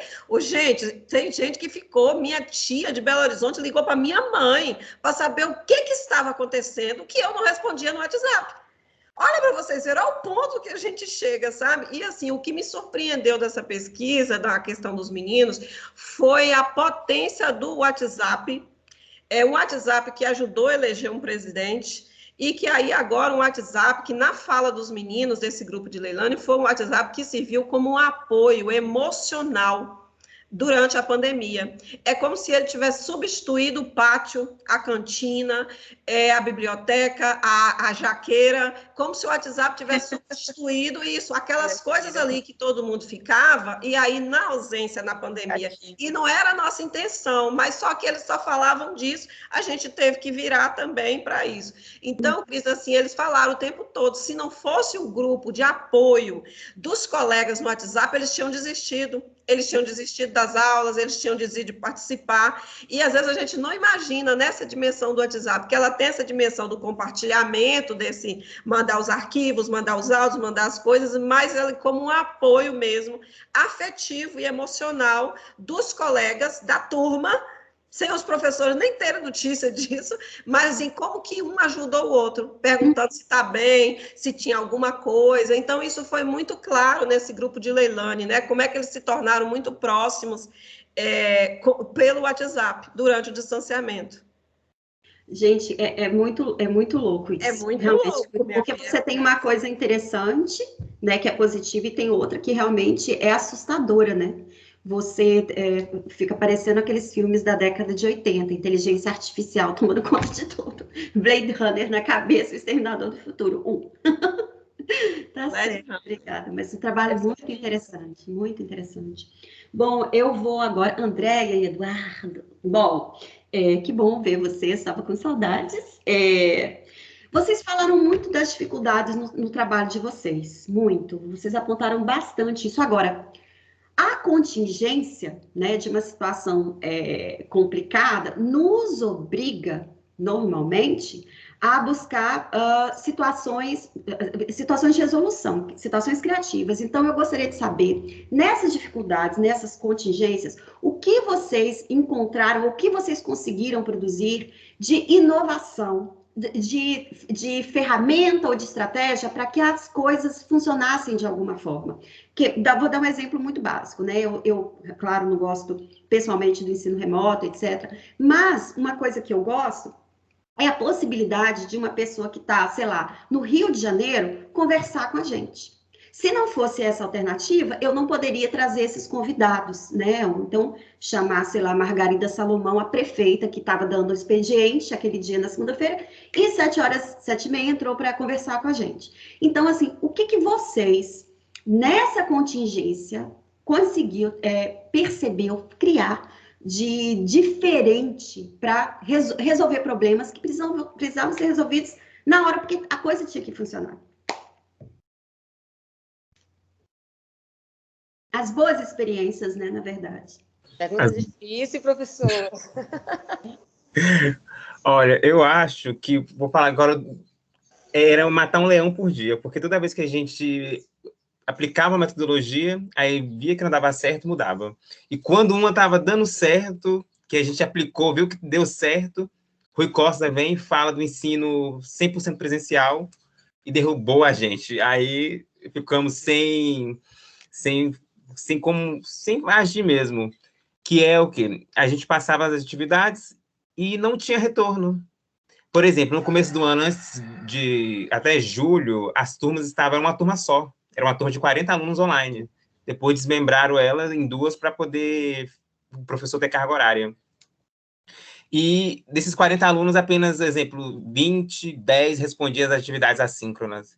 A gente passava as aulas assíncronas e eles não faziam as atividades. Então, a gente sempre buscava meio de puxar esse aluno para participar. Falando, fulano, vai lá fazer atividade, tá lá aberto o link ainda. E eles não faziam. Então, a gente decidiu, vamos fazer essas atividades assíncronas em aula. com ele em aula. A gente abre a sala, fica ali para tirar dúvidas e eles vão responder essas atividades. E quando a gente usou essa metodologia, houve uma grande participação dos alunos, o retorno foi satisfatório, e até aluno do modo offline, volta e meia, conseguia fazer a atividade, porque o aluno avisava lá no grupo do WhatsApp, ó, vai ter, o professor passou uma atividade avaliativa, vem para a aula, e eles faziam, então a gente gostou desse método. Aí quando a gente pensou em aplicar em todas as aulas, a gente não teve êxito. Eu queria, hein, Cris, né? Eu também fiquei encafifada, né, com isso também, quando você falou, eu até escrevi aqui no meu. Gente, mas não teve nada de positivo. De positivo teve, os alunos. Assim, porque o que eu percebi, em várias escolas fizeram isso, eu vi isso muito no Espírito Santo, tipo um plantão, ou então um plantão de dúvidas, plantão online. Eu vi agora, a professora apresentou no CEPEX itinerante, e na escola do meu filho, eles fizeram uma coisa também interessante no segundo momento, que foi um dia da semana, eles faziam rodízio de grupos da sala, dividir a sala em pequenos grupos para atender as dificuldades que vocês relataram, né, no conhecimento, na coisa. Então, para atender esses grupos de forma individualizada. Era um dia da semana, Cris, era um rodízio de grupos, sabe? Toda sexta-feira, uma vez na semana, era um grupo. E isso gente, isso funcionou de tal maneira que acalmará as mães, porque parecia que estava passando um trator, né, em cima das crianças, aula todo dia, livro, escola particular, tem todo o material, os meninos tinham conexão, então o pau quebrava. Aí isso ajudou muito. E no Espírito Santo eu vi muito esse tipo de plantão que vocês fizeram, ou atividades musicais, ou atividades culturais, para ir chamando esses alunos, sabe? Coisas que também encantasse eles a começar a ter esse pouco acesso, né, dessa conectividade aí. Porque muitos têm dificuldade mesmo, a gente sabe, e é cansativo, né, gente? A gente observou no nosso estudo, quando os meninos da universidade reclamam, que precisa de uma autodisciplina, de um foco muito grande, que nós não aprendemos no presencial. Porque o presencial, nossa cabeça voa para lá e para cá, mas isso não incomoda ninguém. Mas parece que no online isso é um pano, né? Então, nós não temos, né, Cris? Nós ainda, é uma habilidade que nós estamos começando agora, né? Como é que eu foco aqui, tá só com vocês, não tá vendo a live do outro professor, não tá vendo aqui o WhatsApp, não tá vendo o cachorro que tá lá. Então, exige muita, né? São habilidades novas e que a gente ainda não tem, né? A gente começa agora, né? Dessa concentração, desse foco, esse autodidatismo também é uma certa, né? Que você tem que ter uma autodisciplina muito grande. Mas você sabe o que eu acho mais interessante na experiência de vocês? Porque aí vocês se viram no lugar do professor, da professora. Porque quando a gente está lá na sala de aula, estava na sala de aula presencial, ou nós estamos nesse ambiente virtual, o que a gente faz? Buscar estratégia. Porque uma estratégia que às vezes funciona numa turma, não funciona na outra. Então, o professor e a professora é justamente aquele sujeito que tem que ficar buscando a melhor alternativa para ver o que funciona. E o que a gente aprende? Não existe fórmulas. Não existe fórmulas. Algumas a gente pode copiar, repetir, vai funcionar para um grupo ou não vai funcionar para outro. Então, essa experiência que vocês viveram da dificuldade para procurar a melhor forma é o grande aprendizado. E nesse sentido, isso é positivo para vocês. Porque mostrou que vocês... Entendem? Então, assim... Mas não fique, tá? Porque aconteceu isso na pesquisa passada, os meninos tiveram uma péssima experiência no estágio e aí tomaram um horror de usar as tecnologias com os alunos por conta dessa experiência. Então, que isso vocês não fiquem com isso, por um momento, uma turma, né? Porque há possibilidades, por exemplo, no México, diz que o que eles usaram, o governo identificou que a conexão era difícil, era o WhatsApp. As escolas públicas do México usaram o WhatsApp na pandemia, no ensino remoto, porque o WhatsApp todas as mães tinham e todas as mães usavam, e o WhatsApp precisa de pouca conexão, ele não precisa de uma internet rápida para utilizar, né? E é outra coisa também, José Eduardo, que eu quero destacar, é que as pessoas também, às vezes, elas se apegam muito nessa questão que precisa de uma internet muito boa, mas o que os professores usam não precisa.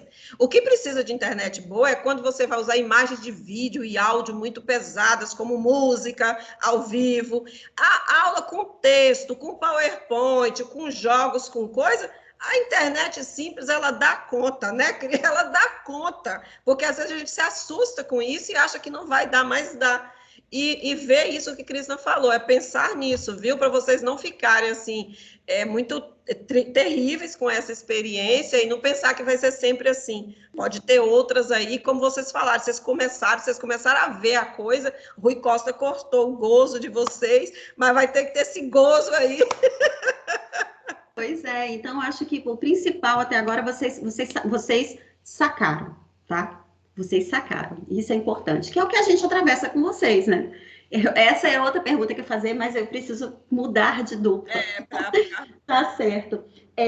Arielle e Camila, só para esclarecer, porque talvez eu perdi alguma coisa da apresentação, não sei, mas é o seguinte, vocês falam da questão da obesidade para as crianças, mas no momento da fala de vocês, era como se vocês responsabilizassem essas crianças, mas na verdade as crianças são crianças. Quem compra comida e coloca na geladeira é o pai.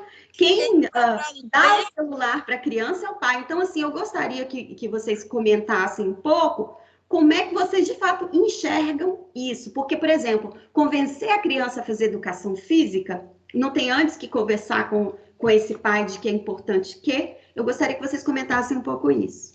Ô, Cris, Rapidinho, a dupla... Peraí, a Cleia, por favor. Para completar, eu acho que é isso também, porque fica também uma culpa só da tecnologia, né? Como se só a tecnologia fosse responsável pela obesidade. Vocês pegam 3 textos, e aí eu fiquei curiosa, nesses 3 artigos, diz qual é o tempo de uso dessas tecnologias que vai causar esse sedentarismo, é um tempo que os meninos estão passando.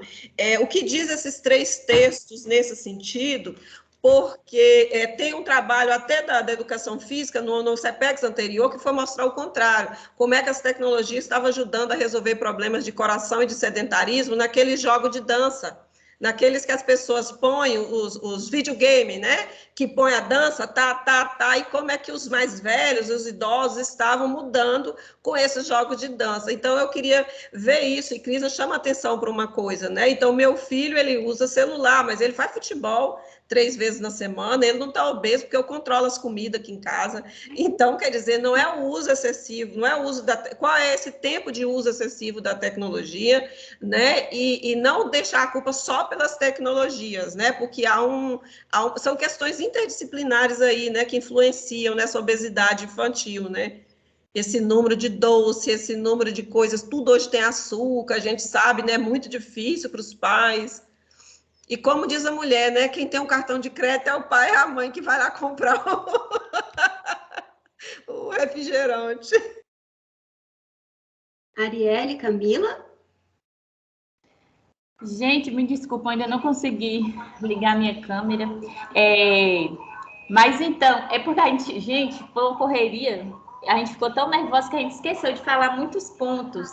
E um desses pontos, na verdade, é o papel, né, do pai e da mãe, na questão de tentar, na verdade, né, intervir, porque, como vocês falaram, é o pai e a mãe que banca tudo, né, das crianças.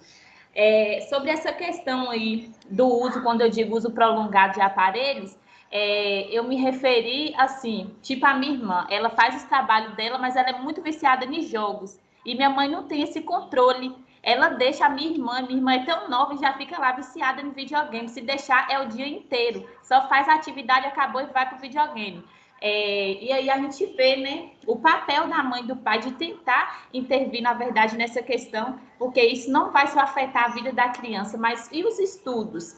E o comportamento sedentário, que é um grande fator, né, do nosso estudo, como é que vai ficar? Então, eu vejo por esse lado, eu vejo que o pai e a mãe, eles têm, de certa forma, a autonomia para falar, não, esse é o momento de você fazer as suas tarefas, tal hora você pode jogar um pouquinho e parar. Eu vejo por esse lado. Mas, Arielle, com relação, ou Camila, né, com relação a porque vocês fazem o trabalho a partir de 3 artigos, que foi o que Cléia lembrou. O que esses artigos dizem sobre essa questão? Justamente isso, prof. O que eu acabei de falar agora, a questão do pai, né? O pai é o orientador maior, é o pai que tem que tentar intervir de certa forma. Estou usando aqui as minhas palavras, mas é isso que os 3 artigos falam. Certo, entendi. É complicado, né? Assim, os pais acharem que uma criança, sei lá, de 10 anos, tem controle de fato sobre a vida, né? É um negócio realmente muito complicado. Tá certo, meninas. Samantha e Laís, uma coisa que eu não entendi na apresentação de vocês, quando vocês dizem o seguinte: o espaço onde vocês fizeram o estágio, né, que é o estágio de projeto, vocês fizeram com crianças, e vocês disseram assim, não, nós conseguimos usar esse modelo novo de educação. Que modelo novo de educação é esse que não ficou claro para mim? E outra coisa, quantas crianças mais ou menos participaram desse projeto? E se vocês conseguiram mensurar aquelas que usavam o celular e aquelas que usavam o computador, sabe? Eu também tenho pergunta. Cleia? Minha pergunta seria o seguinte, eu acho que no título vocês poderiam ter colocado, incluído virtual, né? Eu acho que chamaria atenção, ou para demarcar esse espaço, né? Que essa oficina de leitura escrita virtual, online, alguma coisa assim, que eu acho que é uma sugestão, se vocês forem continuar na apresentação do trabalho, porque, né, na fala. E uma coisa que eu fiquei na dúvida é dessa questão de ser extra em contexto não escolar, e o fato de vocês pegarem as crianças da escola. Então, não sei qual a justificativa teórica, assim, que vocês falam que era pelo fato dos meninos não serem obrigados a ir extra classe. Eu fiquei pensando, seria uma atividade extensionista? Seria, porque a gente não pode considerar que não é não espaço escolar, porque elas são frutos da escola, elas vivenciam a escola diariamente. É diferente de eu pegar uma associação de moradores, é diferente de eu pegar um bairro, é diferente de eu pegar um grupo de capoeira, é diferente, né, que às vezes tem menino que está na escola, não está na escola, entendeu? Porque tem uma definição desse espaço, né, esse contexto não escolar, e quando vocês dizem, mas os meninos estudavam na 5ª série da escola, para nós, sou assim, uai, peraí, tem alguma coisa. Até para as próximas apresentações de vocês, né, Cris? Eu acho que para vocês situar isso melhor, né, essa compreensão, eu não sei se deveria colocar em contexto não escolar ou de crianças, e aí depois vocês diriam, porque quando você fala desse contexto não escolar, é um público diferenciado do que vai na escola todos os dias ali certinho. É justamente essa, né? Eu acho que isso aí ficou em contradição, só isso, né? É uma preocupação aí para vocês, mas pode falar, querida. Com relação ao novo modelo educacional aí, na verdade, é uma nova ferramenta educacional, porque nós não tínhamos ainda tido contato com essa questão de sermos responsáveis por uma oficina virtualmente. Então, para nós aí foi esse desafio, e nós encaramos com essa nova ferramenta aí, dado a isso, né, porque nós não tínhamos ainda esse contato aí, como nós ministrando essa oficina virtual. Com relação à questão dos alunos, geralmente nós procuramos aí nosso público-alvo crianças, porque entendemos aí que a necessidade de fomentar a leitura e a escrita deve partir desde aí desse período aí, porque é a partir daí que a criança ela vai se tornar leitora ou não. Isso influencia bastante, né, no desenvolvimento escolar dela. Então, pensando no público criança, se nós fizéssemos em uma ONG, se nós fizéssemos no Espaço Cultural da Paz, que nós estávamos pensando, também seria um público-alvo que frequentava a escola. Só que, com essa dificuldade aí da pandemia, e nós precisávamos cumprir essa questão do estágio, nós tivemos muita dificuldade em encontrar esses espaços. Os que nós fizemos contato de forma de telefone, né, eles não tinham nenhum contato virtual com as pessoas que participavam antes da pandemia, então esse contato foi perdido, porque era espaços que atendiam comunidades carentes aí, então essa dificuldade mesmo de acesso. Por isso, pensando em tentar solucionar isso daí, a Laís, a mãe dela é professora nessa escola, então foi a única alternativa que nós encontramos aí, precisamos reinventar aí, né, para poder entrar em contato com essas crianças, porque se tratando de crianças, nós precisaríamos ter aí, se nós formos abrir de forma geral na internet, não teríamos que ter esse cuidado porque é crianças, né? Então, nós entramos em contato com essa professora, a mãe da Laís, ela é professora nessa escola, só que é de crianças da faixa etária menor, então ela nos colocou em contato com a professora Cláudia, foi a professora Cláudia que fez essa mediação entre nós e os alunos e os pais também. Os pais precisavam ter ciência do que estava acontecendo. Então, por isso, nós colocamos como atividade aí não escolar, porque nós não trabalhávamos no sentido de, nos moldes da escola, eles foram avaliados por prova, em nenhum momento eles não fizeram apresentação de trabalho, fugindo desses moldes escolares. Não sei se seria extra classe, não sei, estou pensando no nome aqui para ajudar. Pois é, mas por outro lado, Cleia, realmente uma situação muito séria, porque, por exemplo, se as crianças, os alunos na escola têm dificuldade com acesso, imagine essas pessoas, por exemplo, não, eu entendi. Orfanato, né? É realmente uma coisa que a gente tem que levar para os colegiados. Isso, eu acho que é pensar mesmo, eu acho que vem para pensar, né? Como é que a gente chamaria aí, se seria atividade extra classe, né? Nesse momento de pandemia, não sei, alguma coisa assim. Mas vamos refletindo. Certo, não, interessante mesmo. Então, vamos aqui. Eu sei que a Ávila está ali, porque ela está falando, tipo assim, está perto de acabar a sessão, mas deixa eu fazer só uma pergunta para a Ávila e fazer uma observação. Ávila, você é super feliz com esses 74 alunos, né? E esses 74 alunos, eles eram os alunos da escola onde vocês estavam produzindo o PIBID, não é isso? Foi presencial, foi antes da pandemia? Isso que eu fiquei na dúvida. Exato, porque aí eu fiquei pensando, bom, mas se nesse período pandêmico, os alunos estavam mais ou menos organizados em turmas grandes, etc. Então, por que você se assustaria com esse número de 74 se as turmas eram grandes? Aí eu fiquei meio em dúvida também, se esse trabalho é resultado de agora ou se é de um outro momento. Eu achei engraçado foi vocês ficarem surpresos com o número de acertos. Tipo assim, vocês não estavam confiando em vocês, não? Gente, não foi de acertos, não, foi de participação. Não, mas do número de acerto também. Você sabe, todo mundo acertou as questões e tal.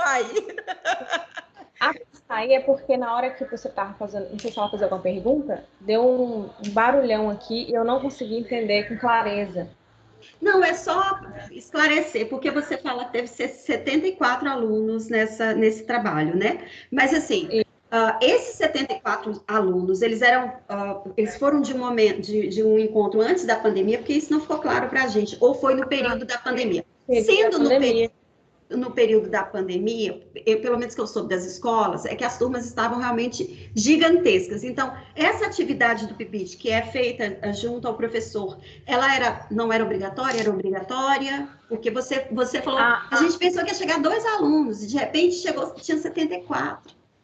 Ela é, tipo assim, como é uma atividade curricular, como carga horária da CC, aí são propostas algumas atividades e aí eles têm que participar para poder complementar essa carga horária. E aí eles estavam falando também que alguns professores fizeram convite. E aí acho que foi esse também o grande incentivo. A gente fez alguns posts, né, de publicação, divulgando os temas, horários em grupos de sala de aula. E aí a gente teve essa colaboração dessa quantidade aí. No caso, foi bom para eles também para contar com carga horária e online. No sábado pela manhã. E são dados importantes para vocês incluírem aí, ó, no sábado de manhã, foi online, ó, são dados muito interessantes para ser, né? E assim, essa oficina basicamente foi com regra 3, né? Então, será que os alunos estão com muita dificuldade em regra 3 e, tipo, vou aproveitar a oportunidade? E assim, eu acho muito complicado trabalhar, sei lá, análise sintática remotamente. Agora eu fico de matemática, que acaba sendo uma coisa muito mais abstrata. Então, assim, que tipo de estratégia vocês utilizaram para tornar essa coisa mais concreta? Porque, como o Cléia chamou a atenção, da quantidade positiva de acertos, né? Vocês foram bons professores. Na verdade, Atos aqui, sim, usou várias estratégias, como foi dito. A gente usou a nossa oratória, usou vídeos, usou atividades. Então, tudo isso, acho que é um conjunto, não é só apenas uma estratégia, é multifatorial, várias coisas, acho que contribuem, querendo ou não, para essa assertividade e para a compreensão por parte dos alunos.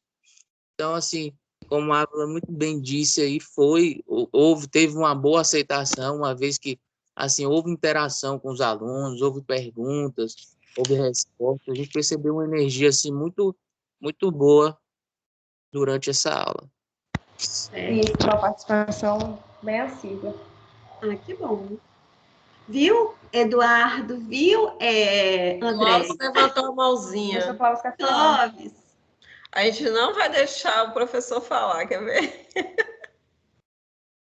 Clóvis, mostra a cara. Ai, falando nisso, Clóvis, parabéns pela mediação de ontem. Eu comecei assistindo a live da matemática e só consegui concluir posteriormente, e realmente foi uma mesa incrível. Aquela professora final, tipo, Quem é a menina? Como é que chama? Maravilhosa, né? Gente, não, ela foi realmente incrível. Parabéns mesmo. A dona Lourdes, Cris, não, ou a outra? A Lourdes era portuguesa, é que eu não me lembro o nome. A terceira, que ela tem um aquela maravilhosa, já assisti várias dela. Ela é fantástica, ela sempre está no campo com a gente aí, contribuindo. Ela participou de vários CPECs, ela vem. Maravilhosa, fiquei encantada, porque eu quero estudar estatística. Ela torna a estatística tão gostosa, né? Carimbada, nossa. Não, e eu preciso de estatística. Eu sou... Irene Garzol, Irene, como é que é? Sim, Clóvis. Bom, mas depois a gente conversa sobre isso. Faça a sua pergunta. Mas eu queria registrar. Gostaram da mesa, eu saí satisfeito também. Mas, pessoal, sobre o trabalho dos PIBidianos aí, que é no CEPROG, foi no CEPROG aqui, que está sendo no CEPROG, a gente teve que adequar, como vocês sabem, por causa do momento. Eles não podem estar presencial na escola, a escola tinha voltado presencialmente, né? Uma das estratégias que a gente achou é para construir essas oficinas no sábado, né? Que eles ganhariam essa aula complementar, que eles têm esse ACC, né? E também a gente estaria com os PIBIDs ativos, né? Com o PIBID de matemática ativo na escola. Então, a gente montou esse trabalho, que eu achei muito interessante a forma. Uma coisa que eu acho que a gente não deixou claro é que o conteúdo de regra de 3 simples é do Fundamental 1 e Fundamental 2. É da educação básica, ela é da base. Por isso, talvez, a quantidade de acertos, porque outros conteúdos também fazem parte, não só os conteúdos do ensino médio, mas os conteúdos básicos do fundamental também caem no Enem. Sim. Respondendo um pouco, Clóvis, terminou, Clóvis? O som de Clóvis, seu som não está bom, Clóvis. Você deve estar no envolvimento. Então, depois que a escola voltou para o híbrido... É por isso que eu estou na escola com os meus dados. Seus dados móveis, é isso. Então, quando a escola voltou para o modo híbrido, né? Então, assim, nós nos reunimos com as professoras do PIBID e a gente decidiu, então, também fazer oficinas. Aí a professora ficava com a parte de gramática e nós ficamos com a parte de literatura. E nós fizemos um sábado literário sobre Lima Barreto. A gente trouxe a professora Harolda, foi um sábado também muito agradável, foi muito aprendizado, foi muito gostoso. Também tem essa questão da ACC, né, da escola que precisa. Então, foi uma das formas, um dos meios que nós encontramos para atuar no PIBID. Certo. Beleza. Gente, são 9h52. Alguém tem alguma pergunta para a última equipe? Eu tenho pergunta para a última equipe. Vamos perguntar, gente. Cada um faz uma pergunta. Não, gente. Para a última equipe. Eu tenho uma pergunta para Cris, para esclarecer para a gente, que somos de outra área. Quando você diz, né, o turno de fala, eu entendo que o turno de fala é uma intervenção, né? Eu falei. Agora, o que é o turno de fala aí dentro? Quando você diz que o programa identificou 1.600, é um parágrafo completo da fala da pessoa? É a fala daquela pessoa toda? Em termos objetivos, o turno de fala aí no trabalho. E outra pergunta, o anti-COC aí que você falou, ele vai identificando dessa forma, por parágrafo ou por pessoa, para a gente entender o turno de fala, né? Que eu entendo o turno de fala assim, né? Eu falei aqui, aí depois é um turno, outro turno, tá? Mas e aí, dentro dessa consideração, dentro desse programa que faz essa contagem? E outra, o que levou você, né, a ir para essa área do direito, né? Tá querendo ser advogada, mas assim, o que te levou aí para essa área, né? Que você, dentro da área da linguística, eu sei que é ampla, mas o que te chamou a atenção de ir para essa área do direito, dos júris, né? Da audiência, das audiências? O que te levou a isso? Foi só o momento político ou você pretende continuar de outras questões aí? Curiosidade de Cleia. Certo. Bom, a questão do turno de fala tem a ver justamente com essas intervenções. Então, se você pega a transcrição oficial, aí tem juiz, a fala do juiz e onde ele para. E ela, uma transcrição oficial, ela respeita, vamos dizer, a ortografia padrão, essas coisas todas. Então, a gente considerou turno cada intervenção daquela. Muito bem. Aí a gente tem toda a transcrição e transforma aquele arquivo em PDF, nós transformamos em Word e começamos a, de fato, observar as ocorrências ali dentro, etc., e fazer limpeza, porque dados que não são importantes, tipo número da audiência, cabeçalho, essas coisas, a gente tem que limpar tudo, só para deixar as intervenções dos participantes. No momento posterior, então, a gente faz essa identificação, né? Por exemplo, que a gente não pode colocar no corpus o nome, o número da pessoa. Então, a gente escolhe lá uma sigla e faz essa substituição. Aí usa as ferramentas do Word mesmo para trocar aquela palavra por outro indicativo. Muito bom. Feito isso, a gente transforma esse arquivo Word em TXT. O que o Anticonc faz? Que é um concordanciador leve, ele cabe no celular, né? Ele cabe no arquivo de computador tranquilamente. Ele permite fazer essa contagem. Então, ele vai de cima a baixo. Então, nós tínhamos, sei lá, quantas laudas, e ele consegue mensurar todas essas ocorrências, porque ele identifica pela etiqueta juiz. Então, vai de juiz até o final. E eu posso catar todas as ocorrências de juiz, do juiz, eu posso catar todas as ocorrências do réu e por aí vai. Então, ele permite contar então, para ele, o turno para ele seria toda vez que a pessoa fala, né? Toda Exatamente. vez que a fala da pessoa, a intervenção da pessoa. Exatamente, porque ele lê as linhas, né, etiquetadas. Então, aí a gente consegue fazer toda essa contagem de intervenção de cada participante da audiência, né? Então, ele é simples de usar. Às vezes tem um probleminha por conta da linguagem que ele não consegue ler. Então, ele tem umas particularidades. Mas ele é uma ferramenta fácil, mas só que exige o trabalho do analista, de linkar os dados até chegar até ele, né? Então, nesse sentido, é bem interessante também. Então, ele não faz análise sozinho. Ele conta, ele mostra, mas quem faz análise é quem está controlando o concordanciador. Bom, como é que eu fui parar na linguística forense, que é essa área aqui de intersecção com o direito? Eu assisto filme policial. E Sherlock Holmes, vai ser Enola Holmes. Eu assisto. E eventualmente, nos filmes, aparecia um linguista forense. O que é um linguista forense? Aí eu conheci algumas pessoas e tal. E quando terminei o doutorado, apareceu um curso de linguística forense na Universidade do Porto, na cidade do Porto, em Portugal. Eu lembro, aquele que você... Isso, eu falei com meu irmão, falei assim, Bublé, você quer viajar para Portugal? Que tal a gente fazer um curso? E essa foi a minha primeira experiência com o curso à distância. Só que ele era semi-presencial, semi-à-distância, porque a gente cumpria ele o ano todo, mas o último módulo a gente tinha que fazer na Universidade do Porto. Aí eu falei, bom, a gente estuda e a gente passeia. E realmente eu descobri uma área muito interessante, muito mais, assim, muito maior do que aquilo que eu via nos filmes, e a intersecção com o direito, que é uma coisa que, de alguma maneira, me interessa. Na verdade, quando eu terminei o ensino médio, eu queria fazer direito. Eu senti uma vontade aí de ser advogada, gente. Exato, e assim, a vida inteira, tipo, eu era a pessoa que defendia, que brigava, e a coisa da argumentação muito forte, né? Então, assim, inclusive eu já fui confundida com delegada, as pessoas achavam que eu era delegada, eu falei, não, gente, eu sou... Por que será? Por que será? Então, é a oportunidade fora que a linguagem do direito é uma linguagem, de fato, muito rebuscada. Então, como linguista, me interessa entender essa linguagem rebuscada, me interessa entender porque eles fazem de tudo para que a maior parte da população não entenda. Tanto que você tem um curso que especializa alguém para ler aquele tipo de texto, né? Eu fiz outros trabalhos com acórdãos de feminicídio no STF, é uma coisa assustadora. Então, é para ser um texto realmente que ofusca.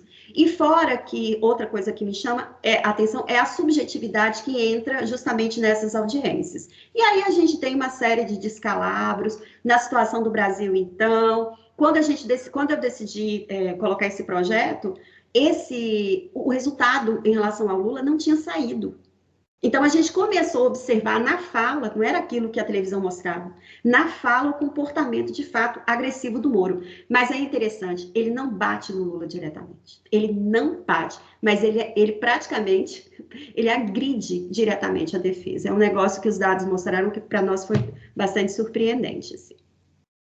E agora tem uma aluna que está trabalhando com a participei como jurada, eu já vi essa estratégia de negociar mais ir na defesa e descaracterizar toda a defesa, aquela coisa toda, eu já vi isso. Gente, vocês têm... agora eu vou fazer a parte de Crisna. Gente, vocês têm pergunta para o trabalho de Crisna?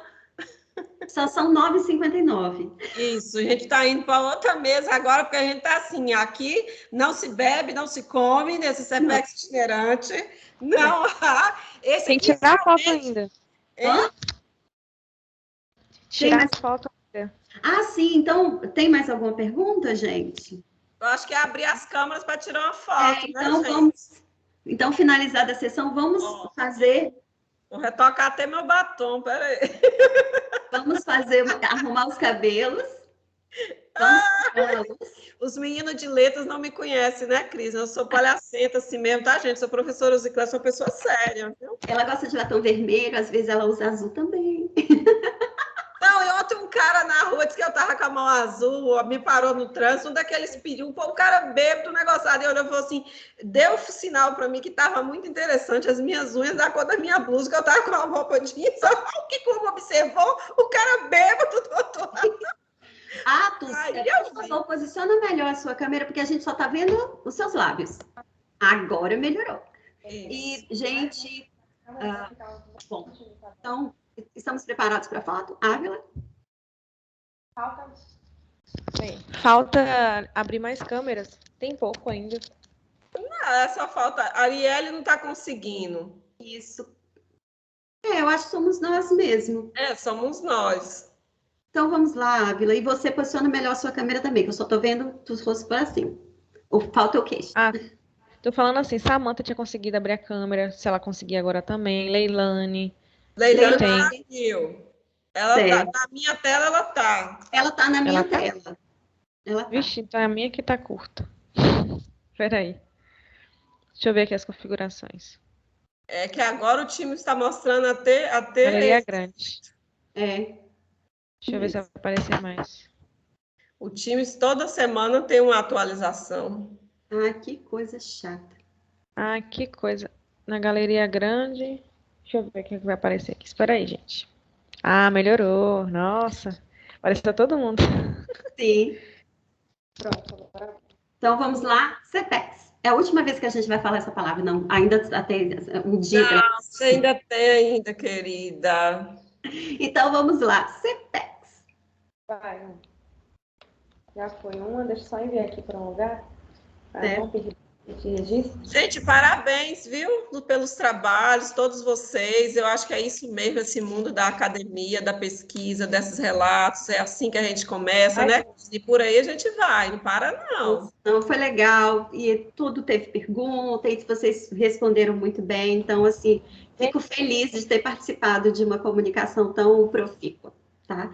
E, bom, lembrando, nós temos comunicações, temos uma mesa sobre a extensão do Probex, justamente a extensão desse período de pandemia. Nós temos uma mesa daqui a pouco sobre o chão da sala de aula, quer dizer, as professoras... Agora, né? Daqui a pouco. Agora é. Isso é agora. E à noite, a conferência de encerramento, 100 anos de Paulo Freire, com o professor João Padilha. E Cecília mediando a conferência, tá? Então, e aí até daqui a pouco. Exemplos, né, de tecnologias aí agora. E Andréia e José Eduardo, ó, força aí para cima, viu? Nada de... Nada de... Tá certo. Tchau, gente. Tchau. Parabéns a todos. Vou pro YouTube. Beijocas, tia Crisna. Beijocas até daqui a pouco, Cleia. Eu vou ouvir seu áudio, tá? Que eu ainda não consegui ouvir. Tá provocando. Ah, meu áudio é que nem eu sei o número. Deixa eu falar meu áudio pra você, porque nem eu sei o número. Você descobre esse áudio. Eu vou espalhar pra todo mundo aqui.